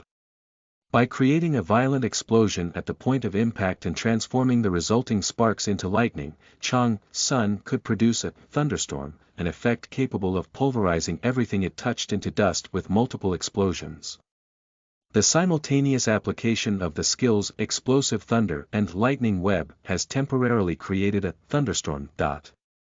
You have launched several heavy attacks against the Jigwee. On top of that, Chang Sun had taken it to another level by using arrows specially made by the heir of Oyezi. The same way he destroyed the drake's eyes in the test, he had fired the two nameless short spears, mercilessly breaking one of the Jigwee's wing bones and leaving a large wound on its neck. Kia! The Jigwee's violent screams echoed across the mountain range. Critical hit. Critical hit. Explosive Thunder and Lightning Web have leveled up. Explosive Thunder and Lightning Web have leveled up. The Celestial, a good season to hunt, puffs up her chest. The Celestial, a good season to hunt, pompously says that no deity can provide a better authority. The Celestial, a good season to hunt, smirks at Calamity Tiger, calling him useless. In truth, the bonus reward Hyoju had granted Chang Sun was not so mediocre. Beast Senses, a bonus reward granted by the Celestial Calamity Tiger. Like a beast ready to fight, your senses of sight, hearing, smell, touch, and taste have all been enhanced. Additionally, you have the sixth sense, an instinctive ability to detect danger, making you a true beast. Skill level 1. Type. Passive. Active. Effect. Sense enhancement, expanded cognition. Sixth sense creation. The skill would complement Chang Sun's combat instincts, which he had thought of as lacking for some time. With it, he could analyze the situation more accurately and make better decisions in close combat. However, what really mattered to Chang Sun was that Hyoju had given him a bonus reward, not how good Beast Senses was. What it truly represented was Hyoju giving Chang Sun his full attention. The skill, Beast Senses, allows you to focus your senses on the Jigwee. You can now predict the behavior of the Jigwee a little more accurately. The Celestial Calamity Tiger contentedly watches you use his bonus reward. Focusing all his senses on the Jigwee, Chang Sun prepared to launch a new attack, but... What's this? He wondered, frowning. After he used Beast Senses, he had felt an unexpected presence. Unbelievable. Baek Jio.O thought, gaping. His first encounter with the Jigwee had made him feel gloomy, overwhelmed by the bird that was the size of a 10-story apartment. Although he had been warned about the Jigwee when he first received an explanation of its nature, seeing it with his own eyes was still a completely different experience. How could he ever have thought about killing such a monster? The bravado he had maintained until the last few days had faded, leaving him light-headed. It left him uncertain as to how Chang Sun would kill the monster, and whether he could receive the remaining treatment in the end. However, Jio.O's thoughts changed in that instant. We may be able to, no, we will kill it. With a mere 2 attacks, Chang Sun had clipped one of the Jigwee's wings and left a deep wound on his neck, enough to reveal its insides. Even accounting for the fact that Chang Sun had taken the Jigwee by surprise, killing it no longer seemed impossible, provided that they could continue to attack it successfully. Thus, Jiao increased his pace as he ran toward the Jigwee, thinking only of killing the monster. His target was its right wing. Although Sun had knocked the Jigwee off balance by breaking its right wing bone, Jiao had to cut the wing off completely in order to stop the Jigwee fleeing into the air. However, just as Jiao was about to leap high into the air, uninvited invaders have appeared in the middle of the raid. Jiao had to stop running, dodging a great distance backward. Thud. Thud. 2 people landed where Jiao had just been. Judging from their nonchalant looks and the symbol of the White Tiger clan on their backs, they were instructors who managed the dungeon. No, their outfits looked similar, but they were somewhat different. This is a restricted area, one of them said. Only authorized personnel can enter, so trainees are not permitted to be here. Please leave now, the other added. The 2 instructors did not allow Jiao to get any closer, making him frown. We have been hunting that monster for over 4 days. Please let us kill it, Jiao said as calmly as he could. I said, only authorized personnel can enter, so step back. If you refuse to follow instructions, we will have to force you out of here. As we have warned you enough, we take no responsibility for potential accidents, the second instructor said. Sensing resistance from Jiao, the instructors reached for the weapons on their waists. Truly living up to their rank, the intimidating aura of tiger kill swirled around them, raking the ground as if with tiger claws. Shit, Jiao cursed inwardly. He shot a brief glance at Chang Sun, who was still covering him, before looking up at the Jigwee again. Key. The Jigwee had recovered just enough to let it fly into the air. It seemed to be able to do so even with a broken wing. If it retreated into the sky, hunting it would be incredibly difficult, as the 2 men had few options for attacking an airborne target. However, the 2 instructors did not budge an inch. Jiao wondered what to do. Would it be a good move to attack the instructors? He hesitated, as instructors were never to be taken lightly. If he failed to overwhelm them completely, his membership in the White Tiger clan would likely be revoked, causing him to be kicked out of the dungeon. Still, if he retreated, there was no telling when another opportunity would come again. No, they would no longer be able to ambush the Jigwee, as it would be on guard in the future. Jiao glanced at Chang Sun again. Although Chang Sun was not guaranteed to have any solutions, Jiao still thought he would be able to pull out a trump card. Meanwhile, Chang Sun had quickly been writing words in the air with his index finger. He directed a question toward Song Yu Jun, executive director O's spy, who was no doubt secretly watching him. However, Yu Jun said nothing in response. As there was no way he could have missed the words, Chang Sun could only take his silence as an affirmation. There must be something above the instructor's level that the White Tiger clan and executive director O want to hide. Chang Sun concluded. It could be related to the dream sphere Chang Sun had collected from the Jigwee's nest. What if the Jigwee had coincidentally killed a person who had connections to the clan and executive director O's secret? That would mean others had shown up to kill the Jigwee, in order to retrieve or destroy the dream sphere. Although it was merely a conjecture without any solid evidence, Chang Sun could not help but think it was plausible. He organized his thoughts with a crooked smile. I might get something if I dig a little deeper. He then asked the instructors, does that mean I can still go to other areas as long as I avoid the restricted area? Despite the distance between Chang Sun and the 2 instructors, they could hear his voice as clearly as if he had spoken right next to them. Chang Sun was more talented than they had expected. However, they nodded calmly, hiding their surprise as they replied, yes, so step back. Then you don't have to worry, Chang, Sun said, interrupting the instructors. His vaguely sarcastic tone made the instructors nervous, and they prepared to ask another question. Key. The jigui flew into the air, but suddenly screamed in pain and fell, right where the instructors were standing. Hop. What? With a giant bird about to fall onto them, the two instructors were forced to evade quickly without stopping to think about what had happened. Boom. Rumble. The jigui fell rapidly, landing on its head and sliding across the ground. Dirt scattered into the air and created a cloud of dust, while the aftershock of the jigui's impact shook the entire mountain. Even though it was as if a whole mountain were approaching Chang, Sun, he stared calmly at the jigui with his arms crossed. Slowly, the giant bird ground to a halt right in front of him. Pant, pant. The jigui panted rapidly through its beak, which was larger than Chang. Sunday. Even though it was known to be a bird made of fire, its entire right half was somehow covered in ice. Just like that.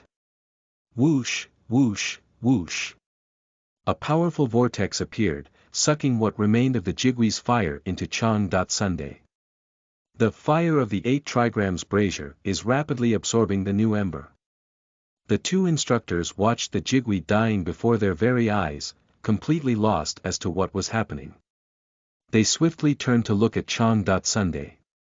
Apart from everything else, they could not understand how Chang, Sun had overwhelmed the jigui and stolen its fire. The magic Chang, Sun had used was simply too far beyond their comprehension. 1. The author is making a play on words here. Thunder and lightning make up a thunderstorm. Chapter 46. Star, the training, 9, you are listening at novelfull.audio. Chang, Sun and Baek Jio. Had not only been chasing after the jigui for the past 4 days. It seems to have given birth or something, Chang, Sun observed. Birth. Sir. Jio. Repeated, tilting his head. Yeah. The only way it makes sense that the jigui suddenly left its nest and abruptly started using so much more fire energy is if it's trying to feed its offspring, Chang, Sun explained. Ah, Jio. Replied with a nod. It seems we can use this to our advantage if we plan well. Besides, even a rancor can't easily kill a mythical creature, no, a demonic creature like a jigui, so we have to prepare, Chang, Sun said, looking back at Jio. Do you have any good plans? Jio. Asked. What about you? Chang, Sun replied, gesturing at Jio. With his chin. I've come up with several plans, but I'm not sure whether they're good, Jio. Replied with a shrug. Then let's use my plan, but incorporate some of yours, Chang, Sun suggested. Yes, sir. What should we do first? Jio. Asked. If my theory that the jigui has given birth to offspring is true, it'll try to seek out nutritious food no matter what, making it easier for us to predict its route. So, we need to identify where it will go ahead of time and install traps in advance, Chang, Sun explained. He was certain that the traps he had installed in the jigui's nest would work on the jigui because he had already won several times in a combat simulation with Second Elder. Fortunately, it would not be difficult to predict the jigui's route. Just as Jio. Said, the jigui had been consuming an abnormal amount of food, which meant Chang, Sun only had to locate the habitats of high-class monsters. The fact that it swallows its prey's souls was very helpful, Chang, Sun thought as he stared coldly at the jigui, which was struggling to stand up despite its half frozen body. The authority, soul exploitation, gnaws at the spirits that make up the jigui. The spirits have been caught in the purgatory brazier's fire, which spreads to the other connected spirits. The fire spreads all over the jigui. The jigui has entered the burned state. The jigui has entered the frostbite state. The jigui has entered the paralyzed state. The purgatory brazier's fire is growing stronger. You have begun absorbing the ashes. The traps installed by Chang, Sun and Jio. Were simple. They had killed any demonic creatures that could be food for the jigui before it could hunt them, using their corpses as bait. Although Jiao.O was unsure how such traps could kill the Jigui, Chang Sun was confident that they could. The Jigui has started eating everything in sight. It has to eat a lot due to extreme hunger, not because it's hunting for fun. So, it'll love monsters that have already been killed. Chang Sun thought. As he had no need to exhaust all his stamina at once, Chang Sun was able to apply a large amount of ice toxin and paralysis toxin to the monster corpses over time in order to slow down the Jigui. Fortunately, the plan worked. That was why the Jigui had been unable to fly away when Chang Sun and Jiao.O ambushed it. On top of that, Chang Sun had put in place another plan, one he had not told Jiao.O. He had deliberately refrained from burning the spirits of the monsters they had killed. Jiguis created the fire of death using the bodies and spirits of the prey they consumed. That meant Chang Sun could affect the Jigui by activating soul exploitation only after it ate the monster's spirits, which would then be considered part of it. Just as planned, Chang Sun had used soul exploitation on the Jigui as it escaped into the air. The purgatory brazier's fire had ignited the spirits of its prey, then spread to other spirits like a wildfire. As the Jigui itself was a cluster of spirits, there was no way for it to escape. Inevitably, it lost all its ability to fly and plummeted to the ground. Just like that, the Jigui's ashes were absorbed into Chang Sun, along with the unique fire that symbolized the firebird of death. Considering the attributes he had, Chang Sun could be considered a natural enemy or antithesis, no, an absolute predator, to the Jigui. The fire of the 8 trigrams brazier has begun absorbing endless quantities of the Jigui's fire. The destruction attribute is gradually being infused into the brazier on top of its existing regeneration attribute. Your strength has increased by 1. Your agility has increased by 2. Your magic has increased by 4. Your magic has increased by 5. Your magic is increasing rapidly. Warning. Uncontrollable growth may poison your body. Please refrain from overusing the authority. Warning. The Jigui's fire is being absorbed more quickly. The fire of the 8 trigrams brazier's properties are changing. The brazier is going out of control. The closer Chang Sun got to the Jigui, the more quickly he absorbed its fire. By the time he moved away, he was surrounded by a gigantic, whirling vortex of black and red fire that was slowly absorbed into his body. His skin turned red, and his magic circuit swelled until it seemed as if it would explode at any moment. In an instant, his mana was multiplied several times over, saturating all his energy paths and meridians. Like a flooding river, Chang Sun's mana had begun flowing at a speed that was difficult to handle. If he had not strengthened his magic circuit in advance by cleansing his body with the purification fire, it would have overloaded, unable to handle the extraordinary amount of mana going berserk all throughout his body.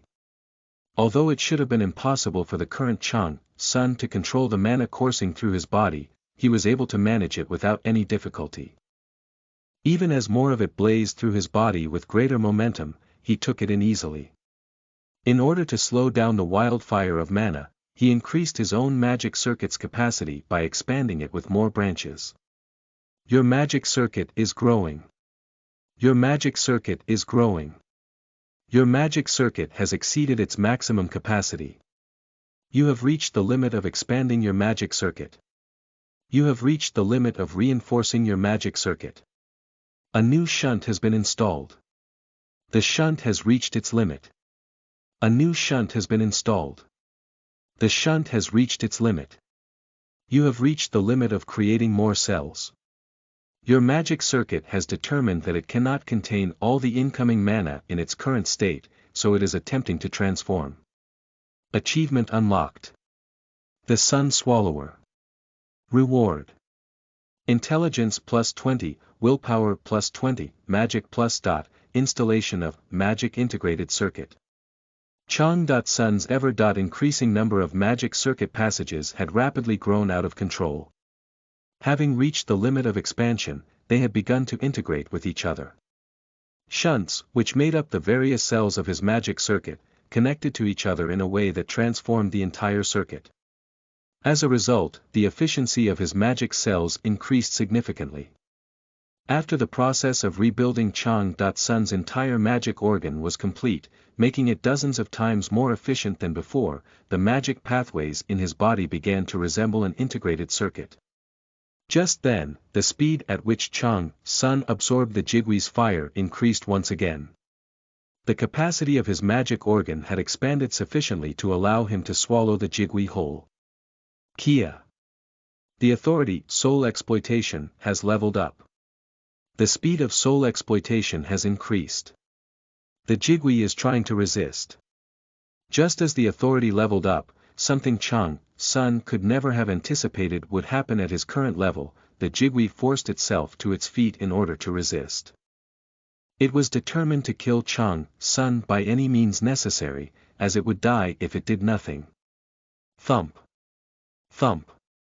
Thump. Dragging its frozen wing across the ground, the Jigwee lunged toward Chang.Sun. As Chang.Sun had absorbed a great deal of its fire, it had shrunk to the height of a 6-story apartment. However, it was still enormous, making the ground collapse every time it moved. What should we do? No matter how much the two instructors wanted to interfere, it would be impossible for them to do so. A powerful firestorm had begun raging between Chang.Sun and the Jigwee. Jumping into the fray would simply be a death wish. Paying no mind to the two perplexed instructors, Chang.Sun drew the Yuchang sword from behind him, gripping it in his right hand. He thought, I might be able to unseal it now. The destruction attribute has been completely added to the fire of the 8 trigrams brazier. Its properties are changing. The Ian fire is being ignited little by little. When the message that informed Chang.Sun he could ignite the Ian fire appeared, his eyes shone. The moment he was waiting for had finally arrived. After exiting the tutorial dungeon, Chang.Sun had not merely spent the previous month on Earth idly killing time. He had been planning how to kill the Jigwee, and part of that plan involved putting in a great deal of effort to awaken the sealed Yuchang sword. Just then, the moment he had been desperately waiting for arrived. The Ian fire has been ignited, entering the Yuchang sword. Whoosh! Glug, glug, glug. Ian fire, which had the same properties and traits as the Jigwee's fire, ignited on Chang.Sun's fingertips and promptly entered the Yuchang sword. The weapon resembled a bronze fire poker, making it look as if it would melt at any moment. However, it instead drank in all the fire, trembling incessantly as if it were urging Chang.Sun to give it more fire. Oh, oh, oh, oh. The blade began to glow bright red from the heat. Cracks began spreading audibly from the handle to the tip of the blade. Meanwhile, Ian fire, mixed with blood from Chang.Sun's palm, continued to be absorbed into the sword. In truth, fire and blood were the keys needed to awaken the Yuchang sword, which had been sleeping for over 1,000 years. The Yuchang sword was forged by Yezi the divine blacksmith, and had remained close to his furnace while being passed down to his heirs. Thus, it was only natural for it to settle within the sword, as it had been handled by many generations of Yezis. The Yuchang sword was the blade that had seen the most bloodshed among the 9 fine swords forged by Yezi the divine blacksmith, and had gained a reputation as a demonic, murderous sword. Passing from one assassin to another, it was at times a blade of judgment used to kill corrupt officials, and at other times an instrument of torture used to slaughter innocent civilians. Thus, that seeped into the sword could never be washed clean. The Yuchang sword swallowed Chang.Sun's and drank Chang.Sun's. As it continued to feed incessantly, Chang.Sun likewise integrated his and imprinted his into the sword. The sword's fire has awoken. The sword's blood has awoken. You have successfully fulfilled the hidden conditions needed to unlock the relic. At that moment, the Yuchang sword glowed completely red from the heat, covered in so many cracks that it seemed as if it would break apart. Cry, Chang.Sun shouted, intoning the word like a magical incantation. Roar. The Yuchang sword let out a violent cry. The new owner's mark has been imprinted on the Yuchang sword. Boom. The surface of the blade exploded. The layer of verdigris that had covered it disintegrated in an instant, and pieces of bronze scattered across the ground, revealing the true blade of the Yuchang sword. Strange, indecipherable letters lined the new, longer blade. They shone with a red light that made it seem almost alive, emanating heat and smoke. All throughout the process, Chang Sun experienced the memory fragments contained within Yuchang's sword. Each and every one was the memory of one of the sword's former owners, contained in fragments of their souls. Let me go. Hold me. Me. No, pick me over him. There were so many fragments that an ordinary person would have fainted, swept away in a flood of memories. The souls contained in the Yuchang sword could even enter the body of its wielder. Naturally, however, the memories did not affect Chang Sun one bit. Although the souls within the Yuchang sword were once famous assassins, heroes, and even demons, not one of them had accumulated as much karma as Chang Sunday. Thus, one word was enough to make them fall silent. Silence. Just like that, the memory fragments ceased to make any noise. That was not all, however. With his willpower alone, Chang Sun intended to overwhelm all the fragments, burning them all away using the Aeon fire and leaving only his thoughts and will. The process of eliminating the remaining marks would reset the Yuchang sword, allowing him to imprint it with his presence alone. The fragments attempted to resist, but their efforts to avoid being swept away by the Aeon fire were futile. Chang Sun's presence filled the newly empty sword, making him feel as if he had become one with the Yuchang sword. Congratulations! You have become the new owner of the Yuchang sword. You have successfully achieved sword-body union. That was all Chang Sun needed. The smoke emanating from the sword's inscriptions swirled around him, slowly forming a large tornado that surrounded his body. Whoosh, swish, whoosh. From left to right, Chang Sun slashed a line in the air with the Yuchang sword. The tornado that had formed around him exploded, ignited by the Aeon fire imbued into the sword. Turning into a vast stream of fire that resembled dragon breath, it struck the Jigui near. Instantly. Kia. Critical hit. The Jigui has received a critical hit. The frozen half of the Jigui's body shattered to pieces, broken apart by a mix of tiger disaster and tiger kill. It tried to flee, but Chang Sun chased after it, swinging the Yuchang sword multiple times. Swish, swish, swish. Tiger teeth has exploded. Tiger teeth has exploded. Every time the Yuchang sword moved, it cut away part of the Jigui's body.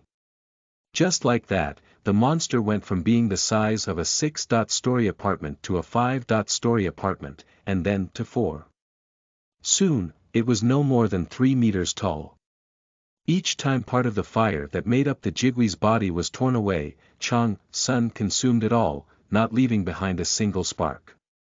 The skill, Black Mountain King's first claw, has been activated. Swoosh. Slashing one last time with the Yuchang sword, Chang Sun unleashed a final burst of black wind and Aeon fire that carved what remained of the Jigui apart diagonally from top to bottom. Kia. As it died, the Jigui could only muster the faintest trace of a shriek. Its plaintive wail sounded almost as if it were speaking in protest or expressing lingering resentment, but the claw had already torn it apart. Clang. Thud. In the end, the Jigui disappeared.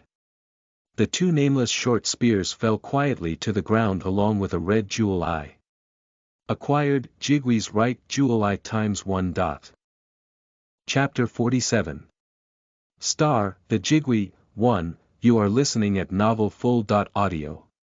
Jigui's right jewel eye, a kind of Niden condensed from all the ghost, evil, and fire energy of the demonic creature, Jigui.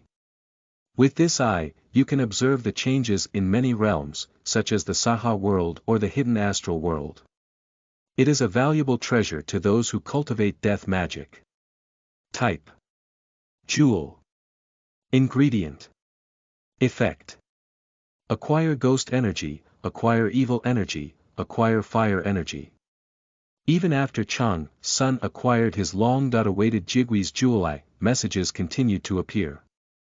You have successfully unearthed the secrets of the Yuchang sword. Your understanding of swordsmanship has significantly deepened. The skill, Advanced Dagger Proficiency, has leveled up. The skill, Advanced Dagger Proficiency, has reached its maximum level. A higher level skill has been created. The skill, Expert Dagger Proficiency, has been created. The skill, Basic Longsword Proficiency, has been created. Skill level increased. The skill, Advanced Longsword Proficiency, has reached its maximum level. A higher level skill has been created. All weapon skills categorized under swordsmanship, such as Expert Dagger Proficiency, Expert Longsword Proficiency, Expert Sword Defense Proficiency, and Expert Sword Offense Proficiency, have been combined. Congratulations! The skill, Sword Mastery, has been created. The Celestial, a good season to hunt, is incredibly shocked that you own the Yuchang sword. The Celestial, a good season to hunt, tiptoes around nervously, as she did not realize that what seemed to be a mere fire poker was actually a divine sword. The Celestial, a good season to hunt, says she should have kept her mouth shut, slapping herself on the mouth multiple times. The Celestial, World, Encircling Serpent, just shakes his head, now unsurprised that your knowledge was deep enough to let you unseal the relic. The Celestial, Abyss, Chasing Great Devil, watches you level up, still awaiting your answer. The Celestial, Twilight, Piercing Owl, says the sword is a perfect match for your righteous nature, giving you her sincere congratulations. The deities watching you are very surprised that a masterwork made by O Yezi the Divine Blacksmith has reappeared. Rather than focusing on Chang Sun's achievement, the Celestials were more interested in the fact that the Yuchang sword, the sword left by the deceased O Yezi the Divine Blacksmith, had awakened. It was understandable, as from their perspective, an old sword that had been used as a fire poker for a forge had suddenly transformed into a divine sword. As a self-proclaimed sacred weapon maniac, Pabelsag was especially embarrassed about her slips of the tongue. However, that only proved just how perfect the seal placed on the Yuchang sword by the first O Yezi was. Without the sharp insight he had acquired along with the King of Weapons trait, Chang Sun would never have recognized it either, thus, it made sense that even Celestials were taken by surprise. Yuchang sword, one of the 9 fine swords forged by the first O Yezi, who was known as the Divine Blacksmith. The sword is short enough to be used as a dagger. It can also be used as a longsword now that its true form has been unsealed. In that form, the grudges contained within are released, and the fire left by O Yezi's heirs and the blood spilled by the sword's previous owners grant mysterious powers to the new owner. Type: dagger or longsword. Relic. Damage: unmeasurable. Effect: bloodletting. Equip, firestorm. Other effects unknown. Asterisk requirements have been partially met. Some of the sword's hidden abilities can be used. Asterisk requirements have not been completely met. Other set items are needed to awaken the sword's other abilities. Zing, zing. The Yuchang sword trembled faintly, and the blazing symbols on it slowly shrank once again, their heat dissipating. The blade was sealing itself once again after releasing its hidden power to the limit. The hidden quest, O Yezi's secret, has been created. O Yezi's secret, type: hidden. Explanation: the first O Yezi, who was known as the Divine Blacksmith, devoted his entire life to smithing. He successfully created 9 swords with different properties and characteristics. Today, people call the 9 swords O Yezi's 9 divine swords or the 9 fine swords. The Yuchang sword you currently own is one of the 9 fine swords, and contains the fire and blood properties. However, you should know that the 9 fine swords made by the first Yezi are not separate items. They are all part of a system designed to compensate for each one's flaws and maximize the sword's unique strengths. The more fine swords you have, the stronger their synchronization will become, drawing out more of their hidden abilities. Thus, you must find the remaining 8 fine swords scattered across the realms. Once they are reunited with one another, they can allow you to reach a more profound realm. Be wary, however. The owners of the other fine swords may also try to steal your Yuchang sword. Prerequisite: own one of the 9 fine swords. Time limit. Objectives: 1. Protect the Yuchang sword. 2. Seek out and retrieve the other fine swords. 3. Unlock the sword's abilities through imprinting. Reward: unlock hidden abilities. The first Yezi's legacy. Asterisk: you currently own 1 fine sword. Yuchang sword. Fire and blood. Meanwhile, the Yuchang sword began to undergo a rapid transformation. Seemingly discontent with remaining an ordinary bronze sword, it moved as if it were alive, quickly being absorbed into his right hand. After that, pa! A burst of light shone from the back of Chang Sun's hand as a line of strange symbols, identical to the ones engraved on the Yuchang sword. The symbols then transformed themselves into a crest that depicted a sword slashing through a wave of fire. The Yuchang sword had settled completely in Chang Sun's right hand and forearm. My right arm is tougher now, Chang Sun thought as he opened and closed his hand. Along with his improved mana circulation, he sensed that his right forearm, where the Yuchang sword had settled, had become significantly tougher, as if it had been reinforced with rebar. It was as if the sword had found a nest to make its home, and only on Chang Sun's command would it leave that nest and reappear once more in his hand. Boom! Just then, Tiamat's snaggletooth, which was sheathed on Chang Sun's left waist, trembled faintly at a strangely precise moment. Previously, it had never shown any reaction no matter how roughly Chang Sun swung it, but it suddenly began reacting as fiercely as a child throwing a tantrum. Was it because the sword of Yezi the divine blacksmith, who had been known as the rival of Taotai the devil blacksmith, had awakened? Whoosh! Gradually, the raging firestorm of magic within Chang Sun subsided, and his magic-integrated circuit stabilized.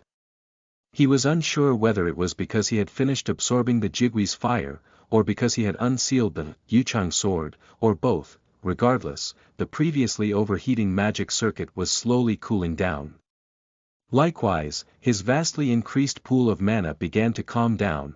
Where it had once resembled an ordinary river, now it was closer to a vast lake. Magic. 221, plus 60, Chang Sun's magic stat had been 76 while he was in the level 30 range, but the confluence of multiple incidents had nearly tripled that value. He had absorbed the Jigui's fire, strengthened the fire of the 8 trigrams brazier, and continuously eaten crying and laughing flowers, rapidly increasing his mana. By any standard, his magic stat was now extremely high, befitting the wizard. Type class, Rune Master. Chang Sun grinned in satisfaction as he looked at his magic stat. Asterisk asterisk asterisk shit. I can't believe he took out the Jigui before us. I knew the tyrant was insanely good, but this doesn't make any sense. What should we do? I don't know. It's going to be tricky now that things have turned out this way, seeing as we can't just bury the incident. While watching Chang Sun slowly catch his breath, the 2 instructors massaged their temples as they quickly exchanged telepathic messages. They were actually more like guards than ordinary instructors who were assigned to teach trainees. Their task was to secretly watch trainees and prevent them from entering the clan's research facility, while looking for ingredient candidates. Previously, the 2 had received an order from their superiors at the research facility. Kill the Jigui. It seems the person carrying the dream sphere got killed while collecting the berserk flowers. Damn it, why did the training exercise have to take place at a time like this? Eliminate the Jigui by any means necessary. The dream sphere can't end up in the wrong hands. Scour the nest just in case.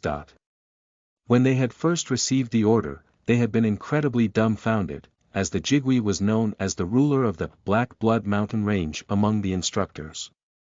They were supposed to avoid encountering it at all costs, but Jigui was too difficult to approach, as it was a boss monster that could cause forest fires and droughts wherever it went. To make matters worse, one of their own had been killed by such a monster while carrying the dream sphere. There was no way he could not know the importance of the dream sphere, so how had he gotten himself killed while wandering around without a care? Of course, the dead man had likely not expected to die. Still, the instructors burned with anger, as they still had to clean up his mess.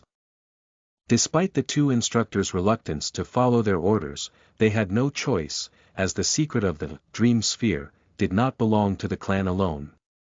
If its existence were ever revealed to the public, they would also be executed as accomplices. However, the Jigui, the only creature that could know the whereabouts of the dream sphere, had suddenly died right before their eyes. The two instructors had two choices left. Retreat, or scold Li Chang, Sun and Baek Jio.O. It seemed Chang, Sun and Jio.O had been chasing after the Jigui for a long time, but the instructors had no way of knowing whether the two had acquired the dream sphere, or seen traces of it in the process. Although the instructors could ask them leading questions, they had a feeling that Chang, Sun and Jio.O would not fall for it. There's no other choice. One of the instructors gave his companion a serious gaze. What are you planning? The other instructor asked him a question. Let's attack them. The first instructor spoke decisively.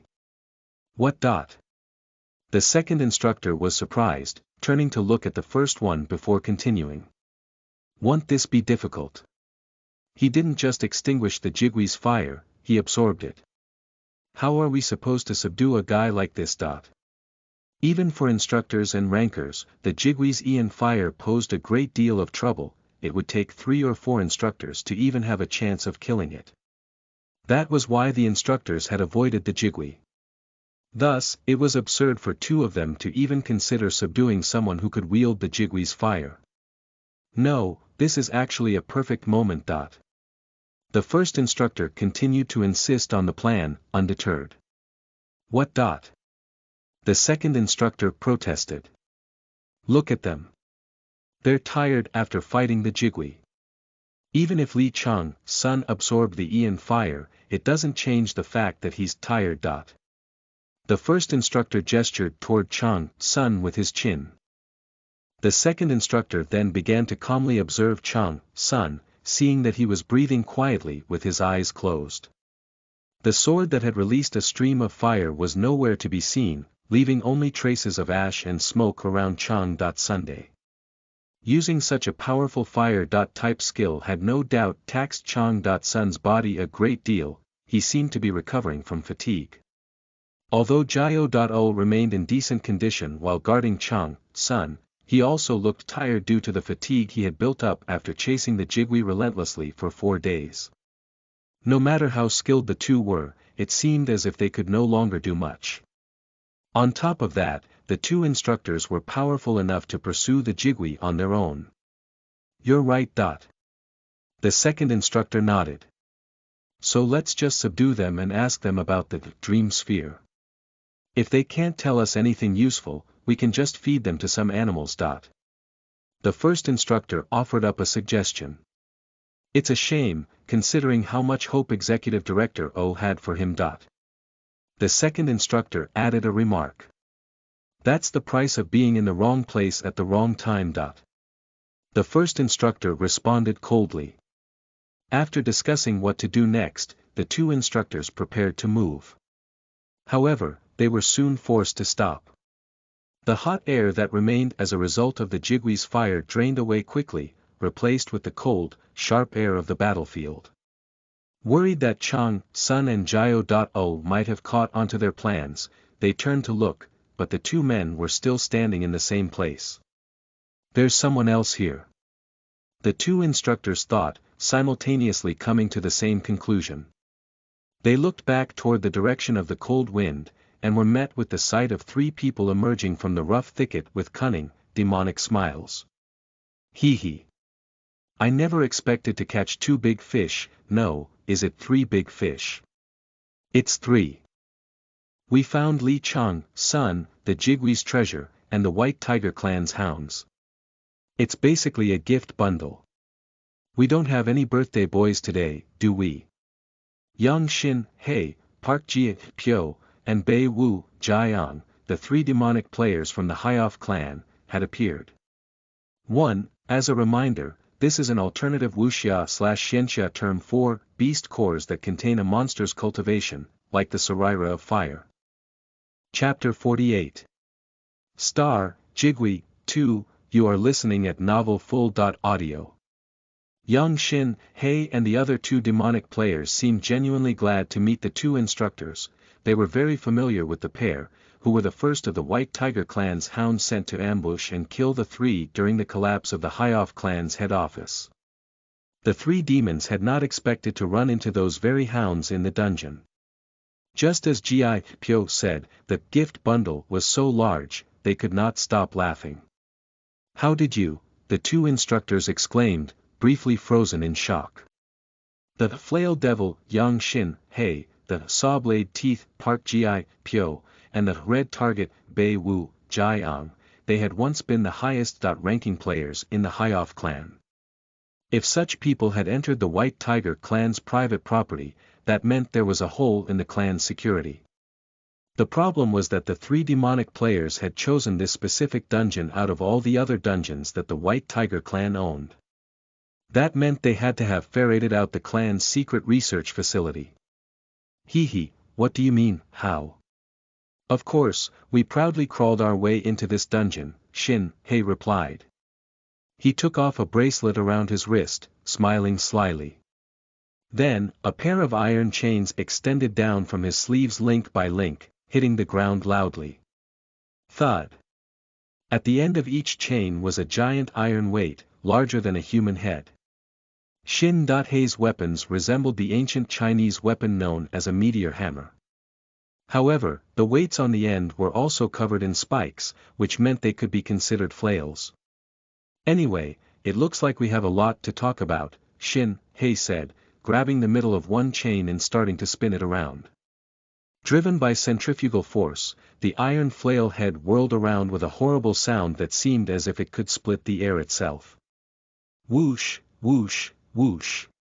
He truly lived up to the title of Flail Devil. Gulp. The 2 instructors felt tense as they looked at Xin, He and the other demonic players. Gi Pyo, who was famous for being cruel as Xin, He, had also drawn his weapon, a sword that resembled a giant sawblade. If the 2 instructors fought with the 3, the result would be obvious. Thus, they easily came to a decision. Pa. The faster instructor leaped backward and began to run, planning to notify the facility about the 3 demonic players' appearance and call for backup as quickly as possible. Meanwhile, the other instructor leaped toward Xin, He. According to the White Tiger clan's emergency manual, one instructor had to buy time for their other colleague to escape and arrive at headquarters.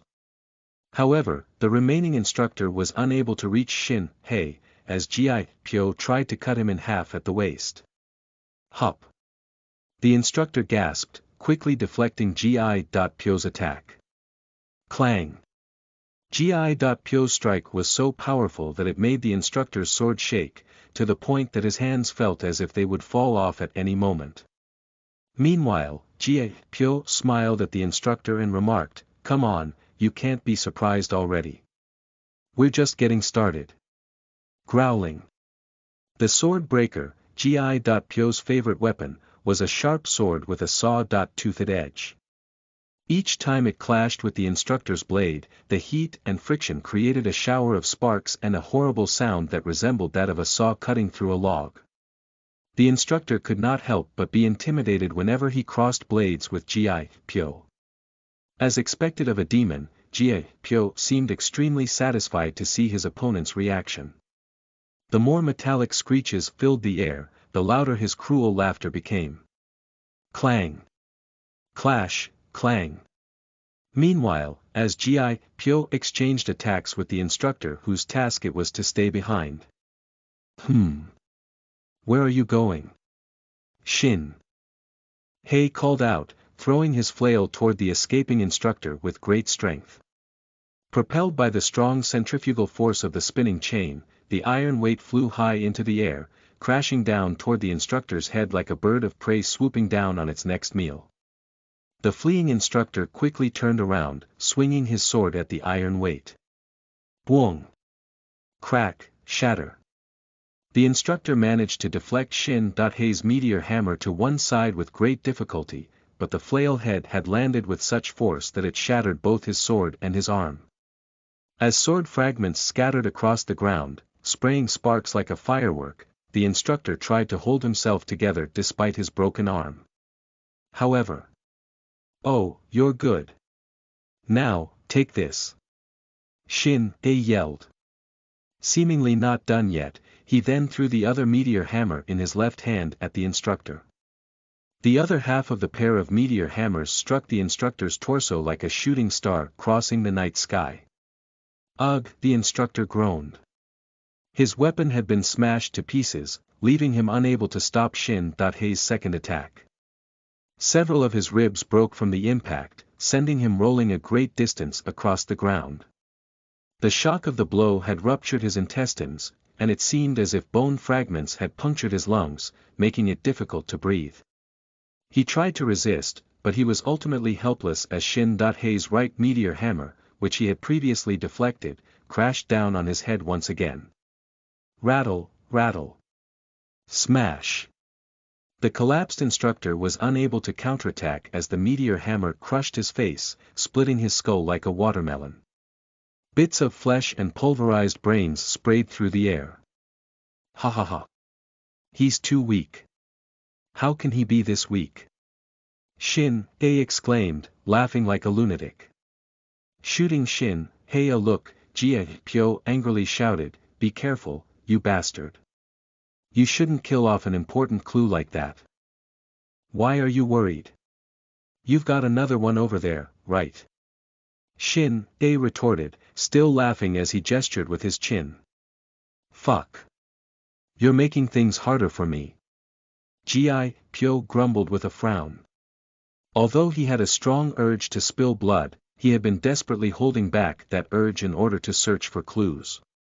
Shin-Hei, on the other hand, seemed to have no such priorities. Regardless, he knew Shin-Hei would never listen no matter how angry he got. Thus, he calmed himself down, deciding to subdue the remaining instructor first. Clang, clash, clang. In a flash, his blade clashed with the instructor's sword countless times. Asterisk asterisk asterisk, what are you planning to do with us? Sun asked. Although I don't actually want to do this. I have no choice right now. I'm sorry, but you have to die.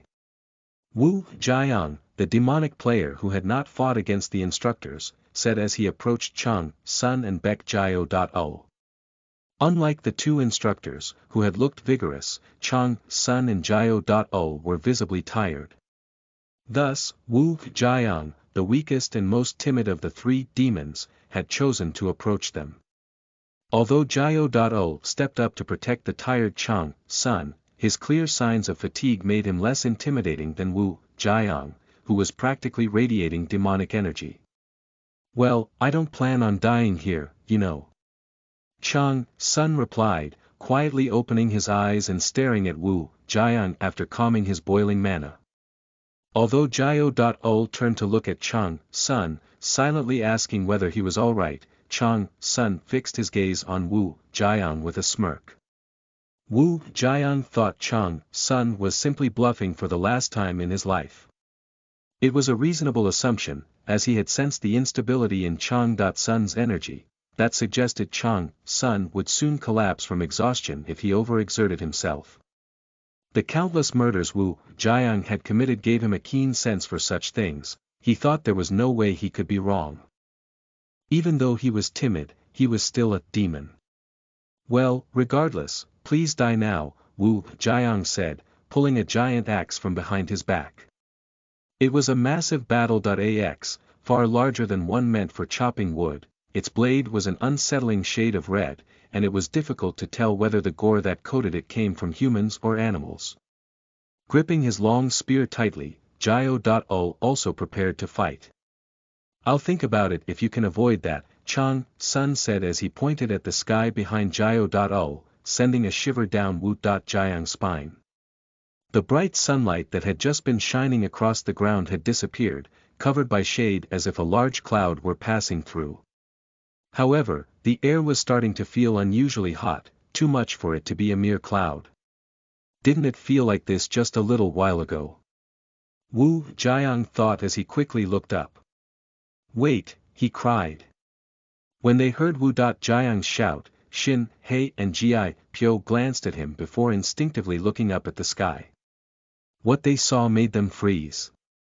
The boss monster, Jigui, has appeared. Kia. The new Jigui let out an eerie shriek and quickly flew toward them.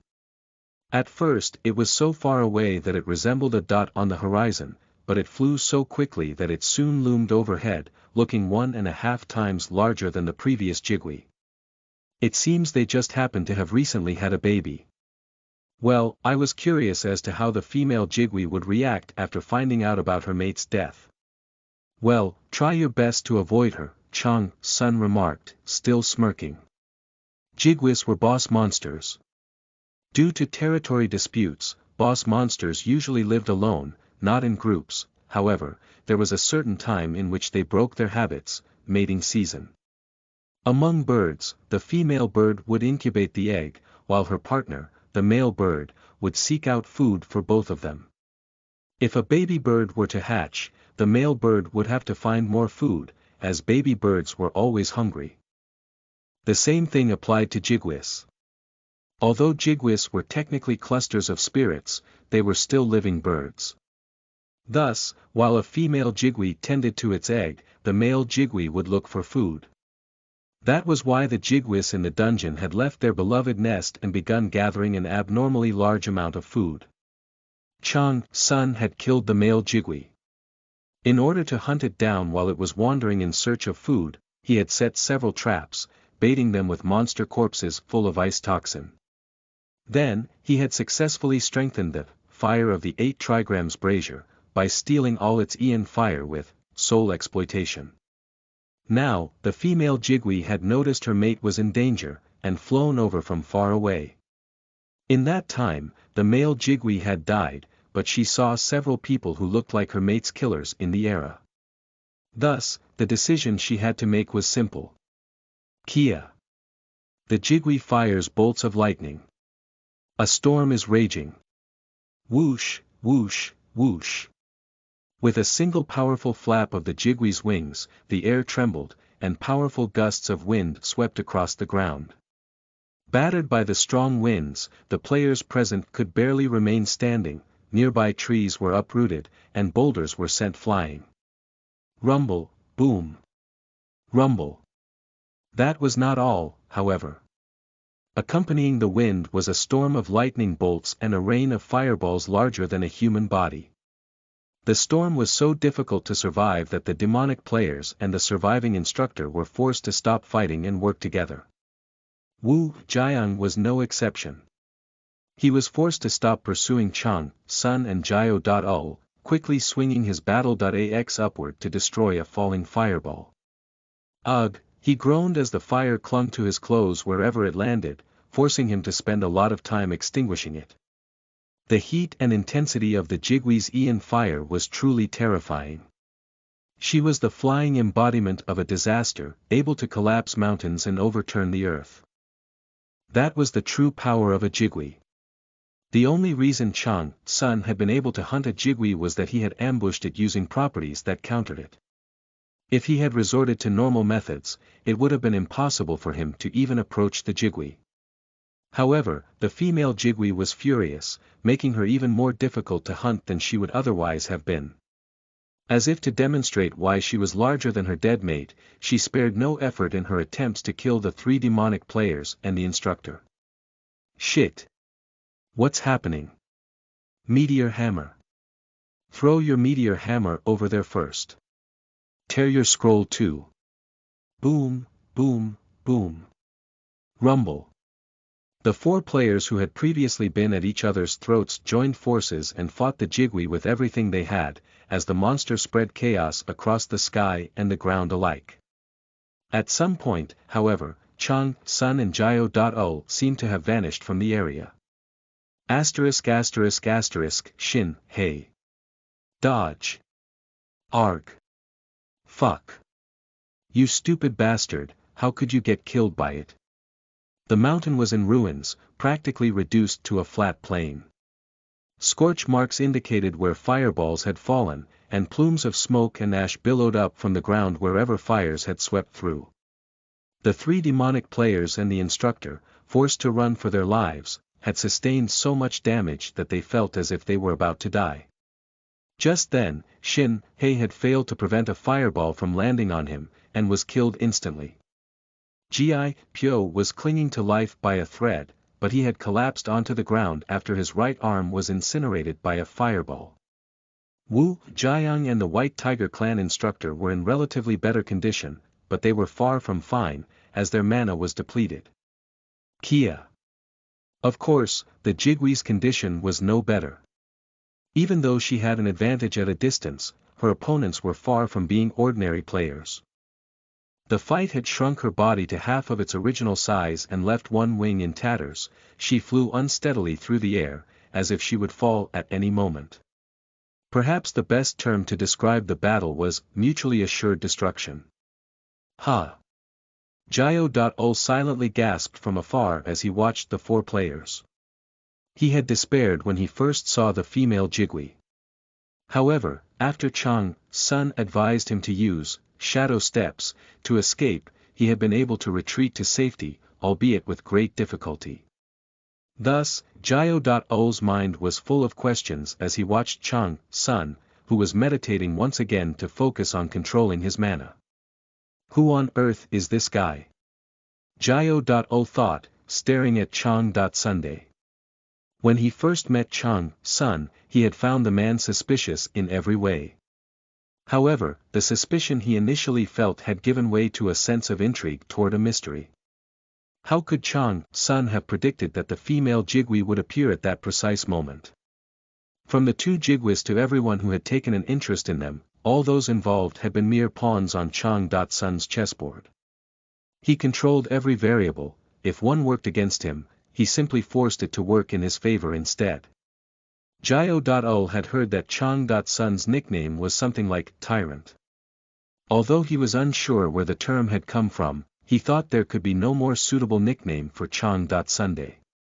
Just then, Chang, Sun opened his eyes again and grabbed Tiamat's snaggletooth, his gaze sharp. "Where are you going, sir?" Jio.O quietly asked. "What do you mean, where?" "I'm going to get another jewel," Chang, Sun said casually. Eddie et Jio.O was dumbstruck to hear that Chang, Sun would kill the remaining Jigwe, even after successfully eliminating one. Chang. Sun's greed was truly so endless that Jio.O felt as if it would swallow him up whole. "However, your physical condition?" Jio.O protested, trying to stop him. "I'm feeling a lot better, and I've also replenished my stamina," Chang, Sun explained. Just as he said, he seemed to be breathing more calmly. He had been meditating not only to calm his mana, but also to eliminate his fatigue. Regardless, Jio.O firmly insisted, it is still dangerous. No matter how much power the Jigwe had used up, she would not be easy to fight alone. Chang, Sun would surely be eaten if he tried. As Jio.O tried to stop Chang, Sun met his serious gaze with an odd expression. It was the first time he had shown any emotions around Jio.O. Strangely, however, the look in his eyes felt like that of a father showing pride in his son. "Don't worry," Chang, Sun said, his expression quickly fading as he passed by Jio.O. No, he actually had a faint smile that could only be noticed with close observation. The smile was different from the smirk he usually showed his enemies, this time, he appeared to be enjoying himself. I have a plan, he continued as he pulled out the Jigwee's right jewel eye. The shining red jewel eye looked like a real jewel, leaving a beautiful yet grotesque impression. Just like that, Sun shoved the jewel eye in his mouth like a hard candy, before swallowing it whole as if he were taking a vitamin pill. At that moment, Kia! A tornado of fire, much fiercer and gloomier than when Sun had first absorbed it from the Jigwee, burst out of his body. The Jigwee's Niden, otherwise referred to as its core, was an important component that had just been added to the fire of the 8 trigrams brazier, that resided in Sun's magic integrated circuit. His magic stat significantly increased once more, and the fundamental properties of the fire of the 8 trigrams brazier changed completely. Its flames now blazed black and red, bizarre, echoing ghostly wail arose from the fire, as if thousands of spirits had been condensed into it. If a Jigwee, a cluster of spirits made of fire, were to take the form of a human rather than a bird, it would look just like the current Sunday. Is there a need to consume a jewel eye even after I absorb all the Jigwee's fire? Sun asked. There is, second elder replied with a nod. Why? I'll have strengthened the fire as much as possible, and it would be more efficient to turn the jewel eye into an artifact or something, Sun replied, not understanding. It's still better to eat it. That way, rather than just adding attributes to the fire, you can also change its foundations, second elder explained. After coming up with a complete plan to hunt a Jigwee in the underworld, Sun had asked second elder about consuming its jewel eye, and he had been told that doing so would transform the 8 trigrams brazier's properties, allowing it to contain true Aeon fire. That was not the only advantage, however. One more thing, second elder added, raising a finger. Sun tilted his head. If you eat the jewel eye, you can become a Jigwee, second elder concluded with a grin. Sun's eyes shone. The destruction and ghost attributes have been added to the fire of the 8 trigrams brazier. The fire's properties are changing. All the attributes have been merged, causing a transformation. The doom attribute has been created. The fire of the 8 trigrams brazier has turned into the Aeon fire of the 8 trigrams brazier. With Sun at its center, the tornado of fire suddenly began to change directions, gathering in one place. You have become a Jigwee. Strength has increased by 2.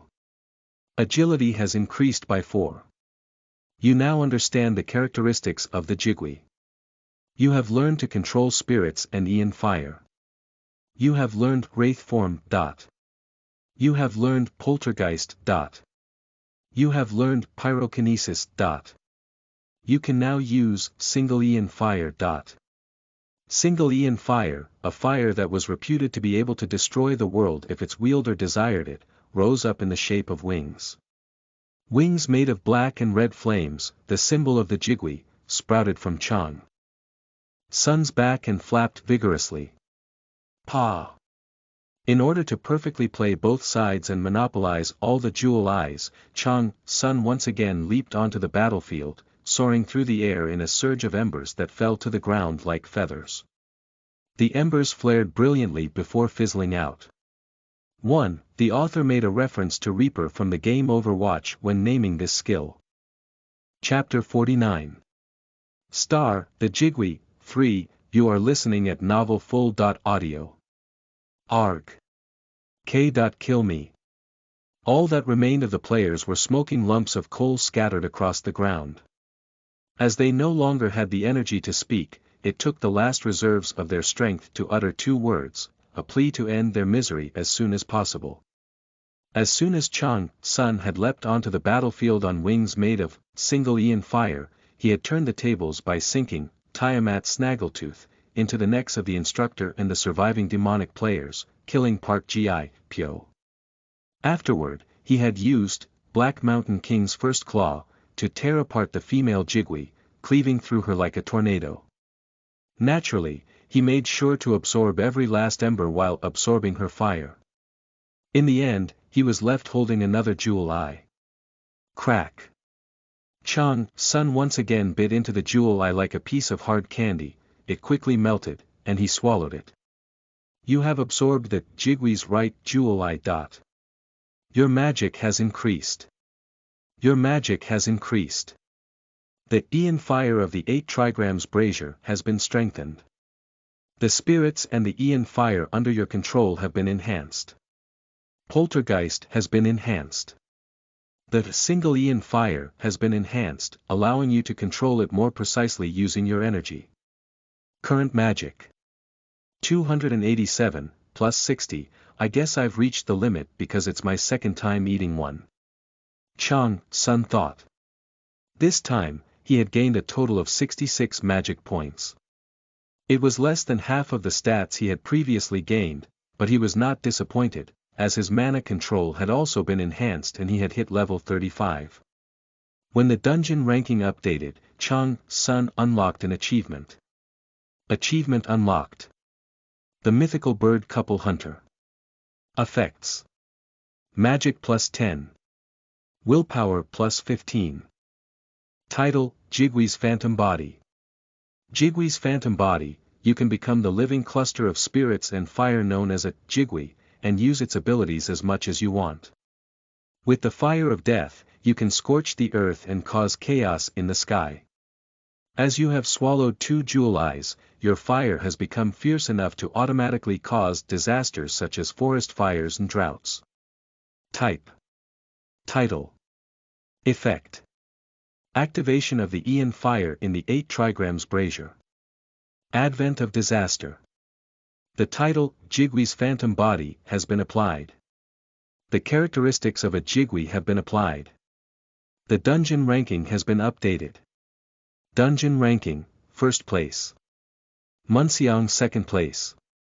Oh Shi Huan. 9th place.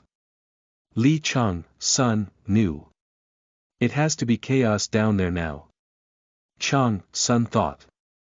He had consecutively killed not 1, but 2 Jigwees, the rulers of the Black Blood Mountain Range. It was only natural for his name to be recorded high up in the dungeon ranking. After wrapping things up, Chang Sun looked down at Bei Wu, Jiang and the instructor as they writhed in agony on the ground. The 2 lumps of coal had attempted to crawl away from Chang Sun, but it was impossible for them to move without any limbs. Chang Sun had let them live for a very simple reason. He wanted to hear the secrets of the White Tiger clan and the Hyoff clan. If he let only one survive, he would run the risk of hearing only one side of the story, which was why he had allowed one person from each clan to live in order to cross-reference their answers. You said you wanted to die, right? He asked. As if to say yes, the demonic player from the Hyoff clan squirmed. What was his name? Was it Bei Wu, Jiang? Although he initially feigned hesitation, his demonic nature could not help but reveal his strong desire to kill Chang Sunday. Erg. Please. Wu Jiang fervently nodded in assent. Then I want you to answer my questions properly, Chang Sun replied. It was said that the pain of burning alive was the most excruciating in the world. As Wu Jiang was in the grip of that very pain, he felt that he could even sell out his parents if it meant escaping from his hellish torment. Tell me everything you know, Chang Sun said without specifying a question. He wanted to dig up every single scrap of information he could, even if it seemed irrelevant or nonsensical. Sometimes it was possible to acquire useful information by looking at such things. Besides, he had all the time in the world. In the end, Wu Jiang had to squeeze all the information he could out of his mind. Beck Jio.O blankly watched Chang Sun, whose energy now resembled a barely contained explosion after consuming 2 Jigwee's jewel eyes. A fireball. It's as if the sun's core is inside him. Jio.O thought. Although their first encounter had left him with the impression that Chang Sun was a highly perceptive individual, Jio.O now felt that Chang Sun looked downright dangerous. Chang Sun was like a blazing fire that seemed as if it could explode at any moment. At times, his eyes shone and the air around him heated up, making him even more intimidating. It would be no exaggeration to call Chang Sun a beast at the top of the food chain. Even though he seemed calm on the surface, his true nature was one of unparalleled savagery. Jiao felt as if he would be torn apart if he opposed Chang Sun, but paradoxically, seeing that side of the other man only made him feel safer. He would have felt only fear if Chang Sun had been his enemy. However, as they were on the same side, he simply felt as if he were the safest person in the world. Perhaps sensing Chang Sun's dangerous aura, Wu Jiang talked about a great many things, each of which filled Jiao with shock. So based on what you said, the White Tiger clan joined forces with the Hyoff clan to open something called the 7 Cryptical Books of San, right? Chang Sun asked, crossing his arms. Why? Yeah. Wu Jiang answered with great difficulty. The 7 Cryptical Books of San was a relic that had been discovered in some unknown dungeon by the White Tiger clan 20 years prior. It consisted of 7 scrolls, but the White Tiger clan had only acquired 3 of them. However, those 3 alone had such extraordinary powers that the White Tiger clan had achieved remarkable results after putting a great deal of effort into translating the encrypted texts within. Didn't the White Tiger clan show exponential growth 13 or 14 years ago? Chang Sun thought, stroking his chin. The White Tiger clan's leader, Sword Sky Tiger Munxiang, had been the best swordsman in the world. However, his followers were not as talented as him. In fact, the White Tiger clan had failed to rank among the top 5 clans in Korea, and the public had sarcastically commented, Sword Sky might be strong, but his clan certainly isn't. It had not been long since the White Tiger clan began growing exponentially, gaining fame all over the world. According to Wu Jiang, they had achieved all that after acquiring the 7 Cryptical Books of San. What are the books about? Chang Sun asked, tilting his head in confusion. I don't know the details. Wu Jiang protested weakly. You can just tell me what you know, Chang Sun said. If I tell you this, then please. Wu Jiang begged. I'll decide whether or not I grant your request. Talk, Chang Sun replied, staring at Wu Jiang. Ugh, arg. Wu Jiang groaned in agony, but he began to explain what he knew. Each of the 7 Cryptical Books of San explained a different subject, describing how to summon and use the power of primordial constellations that had been forgotten long ago. Primordial constellation. Chang Sun thought, his eyes shining coldly. After the Twilight, when the universe had first been created, there had only been a few constellations engraved among the stars. Although they had been as weak as the newly created universe, they had contained immense divinity within them. After countless years, the constellations had settled into being the laws of the various planes, leaving behind traces all across the universe and the planes. They were the mechanisms that embodied planes, fundamental laws, and concepts. Thus, they had come to be known as.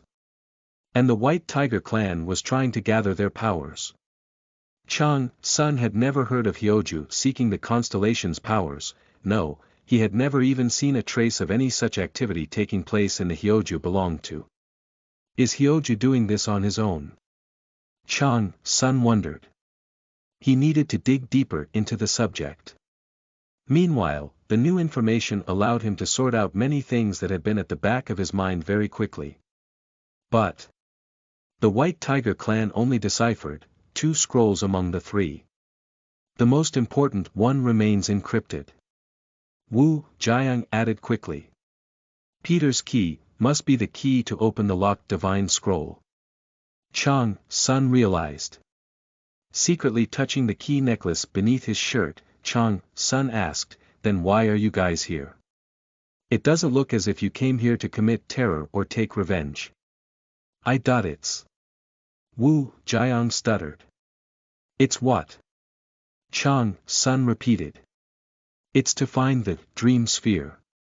Wu Jiang answered. Chang.Sun's eyes shone once again when Wu Jiang mentioned the opaque marble he had found in the jigwee's nest. He had thought the marble was suspicious because it held the grudge of a Hoan Mama, and just like that, it had been mentioned again. Thus, he asked, "What is that?" The clan got it, from the first divine scroll. The method to create an invincible soldier is recorded inside, Wu Jiang explained slowly. Among the cryptical books of San that the White Tiger clan had acquired, the first scroll described one who lost their soul and was possessed by starlight. One who lost their soul would also lose their ego, leaving behind their body as an empty vessel. However, that vessel could be filled with starlight, creating a powerful, invincible soldier. The way it worked was unknown, but that person would be reborn as a loyal champion that would only follow the orders of the star who created it.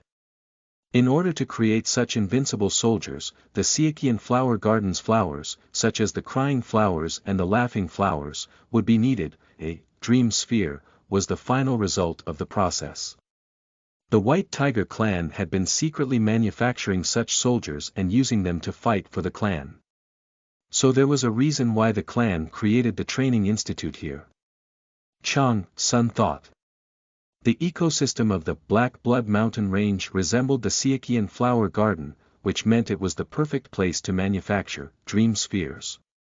On top of that, it contained many kinds of monsters that could not be seen in other dungeons. Thus, it was not only good for testing trainees, but also for picking good candidates to turn into invincible soldiers.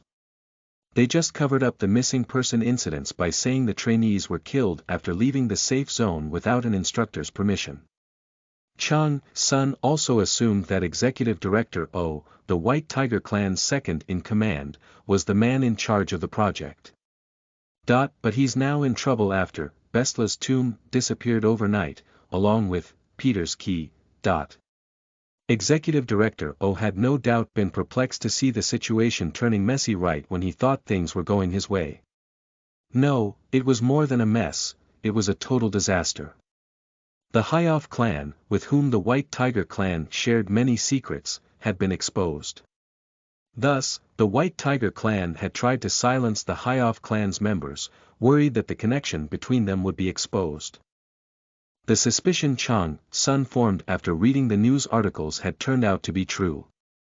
So you guys thought you could expose the White Tiger clan using the dream sphere, or something, am I right?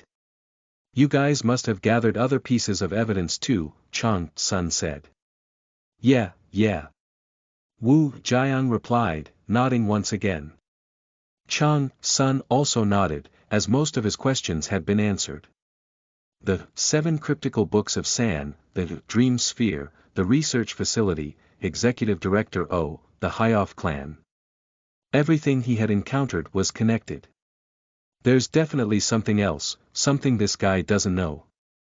Chang.Sun thought as he looked at Wu Jiang. If the Black Blood Mountain Range had merely been an extremely dangerous dungeon, the White Tiger clan would have found a suitable pretext to seal off its gate. However, despite the existence of such a method, Executive Director O wanted the dungeon to be cleared accidentally, which meant he had to have been secretly exploiting the Black Blood Mountain Range. As the dungeon would no doubt be brought into the spotlight, coming under scrutiny by the White Tiger clan's members due to the Hyoff clan incident, Executive Director O was trying to eliminate the evidence. Then, I should find out how Executive Director O was exploiting the dungeon. Chang.Sun thought, deciding where to head next. In the deepest part of the mountain range, there was a place that was considered confidential even among instructors. It was the research facility complex responsible for manufacturing dream spheres and invincible soldiers. If Chang.Sun searched the place, he would be able to figure out how Executive Director O had been exploiting the dungeon. Now, please. Wu Jiang begged Chang.Sun to let him die, having shared everything he knew. In order to be considerate to Wu Jiang, who had provided all the necessary information Chang.Sun needed without hesitation, Chang.Sun killed him in a single strike of Tiamat Snaggletooth. Afterward, Chang.Sun turned to the panting instructor nearby. Although the instructor seemed more loyal to his clan than Wu Jiang, he still ended up telling Chang Sun everything he wanted to know. When he finished revealing the clan's secrets, all that remained within him was anger. Aren't you afraid of the guardians? Wrath, the instructor choked out. Without his limbs, he could do nothing but mention his deity. Guardian. Guardian, huh? Chang Sun trailed off. He thought the instructor was pathetic. Even if deities and stars existed, each person had to forge their own destiny at the end of the day. However, the instructor was trying to invoke the authority and power of his deity as if they were his own. On top of that, he truly knew nothing about the deity he served. Do you really believe the guardian is on your side? Chang Sun asked coldly. Of course, the instructor began, but his whimpers gave way to silence as the messages that appeared before his eyes filled him with shock. The celestial calamity tiger has lost interest in the follower who is weaker than the dirt beneath his claws. The celestial calamity tiger watches his ambitious new follower with pleasure. Hyoju was not smiling at the instructor, who followed him loyally, rather, his favor was directed toward Chang Sun, who could potentially be a traitor. The guardian wants stronger and sturdier claws, not a dying idiot like you, Chang Sun explained, telling the instructor what had happened. That's, the instructor began to yell, seemingly overcome with disbelief. Slash. As if he had no interest in hearing what came next, Chang Sun cut off the instructor's head with Tiamat's snaggletooth. Black and red fire rose up and swallowed the two bodies whole, leaving only ashes behind. The survival of the fittest, the principle that only the strongest would take all, including the privilege of voicing their opinions, was the main doctrine of Hyoju, as well as the to which he belonged.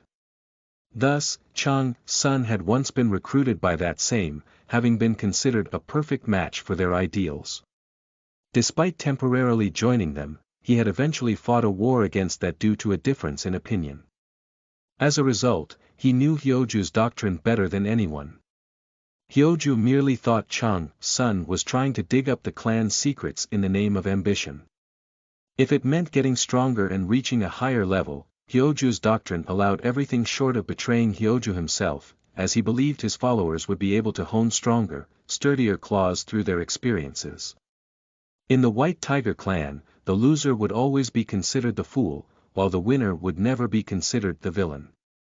Chang Sun had already seen proof of Hyoju's beliefs in the Fierce Tiger Library. The celestial calamity tiger shows you a wily smile. Chang Sun smiled back at the air where Hyoju would be, albeit for a different reason altogether. 1. These are a set of fictional occult grimoires from H.P. Lovecraft's short story, The Outer Gods. Chapter 50.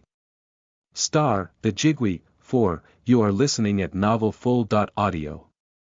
Sit in the lotus position, Chang Sun instructed, turning to Baek Jio.O. Do you mean you're now? Jio.O began, his voice trembling. Yeah, I'm going to cure you right here, Chang Sun answered. Jio.O clenched his fists. Finally. Jio.O could finally escape from the curse that had tormented him for more than 20 years. The treatment will be over more quickly than you think, but there's more of the half-spirit curse remaining than I initially expected. That means it'll take a long time for you to calm the remnants, and you may even lose focus, Chang Sun warned him. Jio.O listened quietly to Chang Sun, silently paying close attention so as to not miss a word. To Jio.O, Chang Sun, who had repeatedly displayed many miracles, was practically a guardian. Still, don't faint no matter what happens. This will be a very boring fight. Even if only an hour or two passes in the outside world, you'll feel as if dozens of hours or several months have passed. That's how hard and painful calming this frenzied energy will be, Chang Sun continued. Jio.O remained silent. Although you might feel as if the process will never end, it will eventually, so don't give up. The moment you think about giving up, the process of demonization will begin. You might already know this, but if that happens, Chang Sun trailed off. I'll become a monster or a ghost, Jio.ul finished. That's right, Sun said with a nod. Half-spirits were technically half-monsters. Despite their human exterior, half-spirits were filled with strange energy. They were born with an innate talent that could only be called a supernatural ability, but they had to live with a curse of proportional strength to that talent. Sun and Jio.ul were about to get rid of Jio.ul's half-monster side, a process that could never be easy. If Jio.ul gave into his half-monster side, his human side would disappear, and the half-monster side would run wild, which meant he would start undergoing demonization syndrome. Those who underwent that process were referred to with one name: demonic beings. If I see even the slightest sign of you becoming a monster, I'll eliminate you without any hesitation, Sun said, his eyes shining coldly.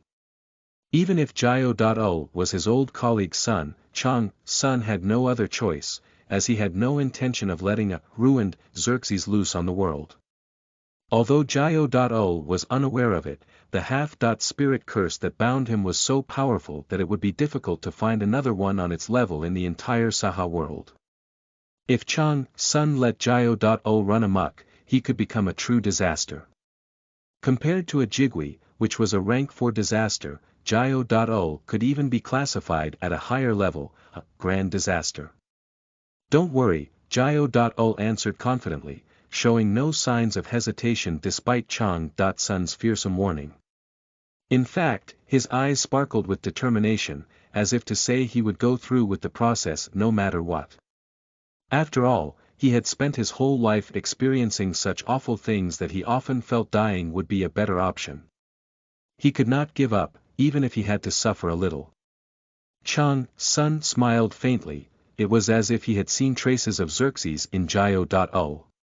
He reminisced, well, you may have acted like a quiet, forgettable person, but you were really stubborn, enough to leave others astonished. That was why Xerxes had always held his head high with a smile, even though he had been forced to endure the nightmare of wandering across hidden plains as a shadow, unwanted by anyone. Then let's begin, Sun thought. He pulled up his right sleeve, and the crest of the Yuchang sword, on the back of his hand shone with red light. Asterisk asterisk asterisk, the single Ian fire covers your entire body. The half-spirit curse is burning up. Whoosh! As the treatment began, the Ian fire coming from Sun's fingertips instantly engulfed Jio.ul. The fire reached deep within Jio.ul, burning the half-spirit curse that saturated every part of his body again and again. During the process, Jio.ul was overwhelmed with alternating waves of horrible pain and pleasant relief. As the half-spirit curse melted, it left behind a considerable amount of ghost energy that was absorbed into Jio.ul's mana, significantly increasing his magic at a rapid pace. While controlling the process, Jio.ul never forgot Sun's words. Don't faint. Don't give up. Jio.ul would seize the opportunity Sun had created for him, and "Where am I?" he murmured, suddenly realizing that his surroundings had completely changed. Just then, Jio.ul had been meditating to cure his half-spirit curse, but now, he found himself in the midst of a snowfield, surrounded by nothing but white. The raging snowstorm swirling around him obscured his vision. He could only see a meter ahead of him, making it difficult to find a way forward. He could not see the sky, and all he could hear was the wind. No matter how much he focused his senses, the only sound that filled this world was that of the cold, howling wind. The possibility of having suddenly been kidnapped crossed his mind. No. Jio.ul thought, shaking his head. He soon realized he was familiar with this world. This is my subconscious world. The trauma that settled deep in his heart had created this world. Although he had always wanted to avoid recalling it, Jio.ul's memories of that time were impossible to forget. His earliest memory was of standing alone in the cruel, icy winter. At the time, he had not had any parents or friends by his side. However, He was unsure whether he had never had them to begin with, or if he had lost them in the past he could not remember. If he had been an ordinary child, he would have frozen to death in that extremely cold winter, but Ul had survived. He had been unable to eat or drink anything, so he should have starved to death, but Ul had survived. He had marched through the snowfield no matter what, and eventually escaped it. A rumor about a child who had been lost in a blizzard quickly spread among several remote mountain villages. Someone had taken him in and named him Ul because he was found in winter. He had also received his surname Beck from the white snow covering his hair. Some would say, no, they had actually said that Ul was only alive right now because he had been rescued from a dangerous environment. However, Ul had always protested angrily when he heard that. After all, Ul's so-called parents had raised Ul only out of a temporary sense of pity. The person he once thought of as his father had left him at an orphanage one day, saying Ul disgusted him. The person he once thought of as his mother had abused him whenever she felt like it. As people had always avoided him, Ul had been unable to finish school. To fill his hungry belly, he had needed to dig through trash. He had needed to use a wet box as a blanket because he had nowhere else to sleep. However, he had once been kicked by another homeless person while trying to sleep outside. Another time, he had been beaten up by a group of homeless people due to his hideous appearance. Was that existence truly good enough to be considered living? What hope for the future could he have? However, he could only continue to exist without a reason to live, because he had never been able to convince himself to end it. Thus, he had asked himself multiple times. If he had just collapsed in the midst of the snowfield, the first place he remembered and where he had been found. If he had allowed himself to disappear beneath the snow, instead of silently trudging forward. Would he have been able to avoid having those terrible memories? Ul walked. Step. He could hear his footfalls landing on the snow. Step. The only marks visible across the empty snowfield were Ul's deep footprints. They left a long line stretching into the distance, as if there were no one but him in this world. Step. Each time he took a step forward, a cold wind blew, sending a fine layer of snow flying through the air. The world suddenly fell silent, because Ul stopped walking.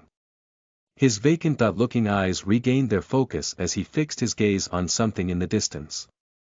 A vague human shadow that was shaped exactly like Ul stood amid the wind and snow. There you are. The shadow spoke in Ul's voice. Strangely, it did not speak out loud, rather, its voice rang clearly in Ul's mind. I found you. The shadow seemed to be looking for Ul. As if to silently ask what it wanted, he simply stared back at the shadow. The shadow quickly seemed to realize what Ul was trying to say, and made an offer. The wind is cold, so come with me. We should leave before this blizzard becomes more severe. Ul wanted to ask why he should follow a stranger, but he could not do so for some reason. He just had a vague feeling that if he simply followed the shadow, he would no longer have to suffer, be cold, or feel lonely and sad. Thus, he felt the shadow was worth listening to. It would be better to be with someone else than to remain alone. I don't want to be alone anymore. Ul thought, biting his lip. Step. Ul slowly walked forward again, approaching the shadow. The shadow reached out a hand and nodded as if to say Ul had done a good job. Yes, grab my hand. Ul began to follow the shadow's instruction, as if he had fallen under a spell. If he simply grabbed that black hand, everything would come to an end and disappear like a mirage. He himself would also disappear, so he would have nothing to worry about. However, don't faint. Ul heard someone's voice. Although he had been sure that the only sounds he could hear were his footsteps and the loud snowstorm, those words had been engraved on his heart like a magic spell, and they convinced him to open his eyes. Don't give up. The voice made Jiao.ul come to his senses. His blurry view cleared as his eyes regained their focus. The shadow who had been watching him tilted its head and asked a question. What's wrong? Looking back and forth between the shadow's black hand and his own, Jiao.ul clenched his teeth. Step. As Jiao.ul turned back, his once weak footsteps were filled with vigor for the first time. He thought as he ran, I don't belong here. Asterisk asterisk asterisk, he's past the crisis. Chang, Sun thought. He heaved a sigh of relief as he watched the Aeon fire that had been burning furiously slowly subside. Just then, he had seen Jiao.ul teetering on the brink of demonization as his half-spirit curse acted up. Chang, Sun had needed to stop himself from grabbing Tiamat's snaggletooth from his waist. If Jiao.ul had been demonized and become a demonic being, Chang, Sun was unsure whether he could win a fight against Jiao.ul with his current ability even if he used Jigui's phantom body to the fullest extent. That was how tenacious and powerful Jiao.ul's half-spirit curse was. Well, it's completely natural for him to be like this, seeing as his father is Xerxes. Chang, Sun said with a nod. Although Xerxes had almost no followers and was practically unknown in heaven, his divine class was too high to be ignored. In fact, if only his divine class and rank were considered, he would practically be unmatched. Wherever there was light, there was also shadow, and that shadow was Xerxes. Even if nobody paid attention to or revered their shadow, everybody had one nonetheless. As he had been born with the power of such a being, Jiao.ul's half-spirit curse could never have been weak. Even after Chang, Sun finished curing Jiao.ul, he would likely need a considerable amount of time to properly integrate all its energy. Of course, he'll also gain such strong divinity that he can aim for exuviation and transcendence. Chang, Sun thought. At the very least, he felt that he had no need to worry any further, as Jiao.ul was stable enough for him to relax.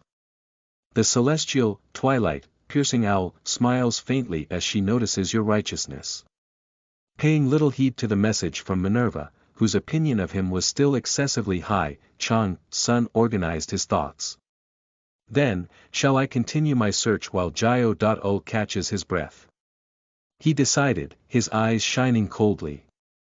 He stood up and carved several concealment runes nearby. A concealment rune has been applied. The skill, Lesser Rune Engraving, has reached its maximum level. A higher level skill has been created. The skill, Intermediate Rune Engraving, has been created. The current area will be concealed from surveillance. PZZZZ. Space distorted, and a fog spread through the air, obscuring Jiao.ul's figure. Eventually, even his presence seemed to disappear. Additionally, as the Jigui had wreaked havoc in the area, no other monsters would come near. In any event, Jiao.ul would need a lot of time to take care of his half-spirit curse. Thus, Chang, Sun planned to visit the research facility within the dungeon that produced the dream spheres. He had already gotten its exact location from his interrogation. If I'm lucky, I might be able to obtain that strange scroll that can borrow the power of a Chang, Sun thought, his eyes shining coldly. But before I do that, he thought, looking in a certain direction while gripping Tiamat's snaggletooth, I should get rid of that unnecessary tail. The skill, Beast Senses, has been activated. Whoosh! Using Hyoju's bonus reward, Chang.Sun's senses expanded to a wider area. Within that area, he detected the faint and furtive movements of someone who was escaping quickly. You have located someone who is fleeing while using a concealment skill. Songyu Jun, Executive Director O's shadow whom Chang, Sun had failed to find until just then, was hurriedly trying to leave the mountain range. 1. Beck means white.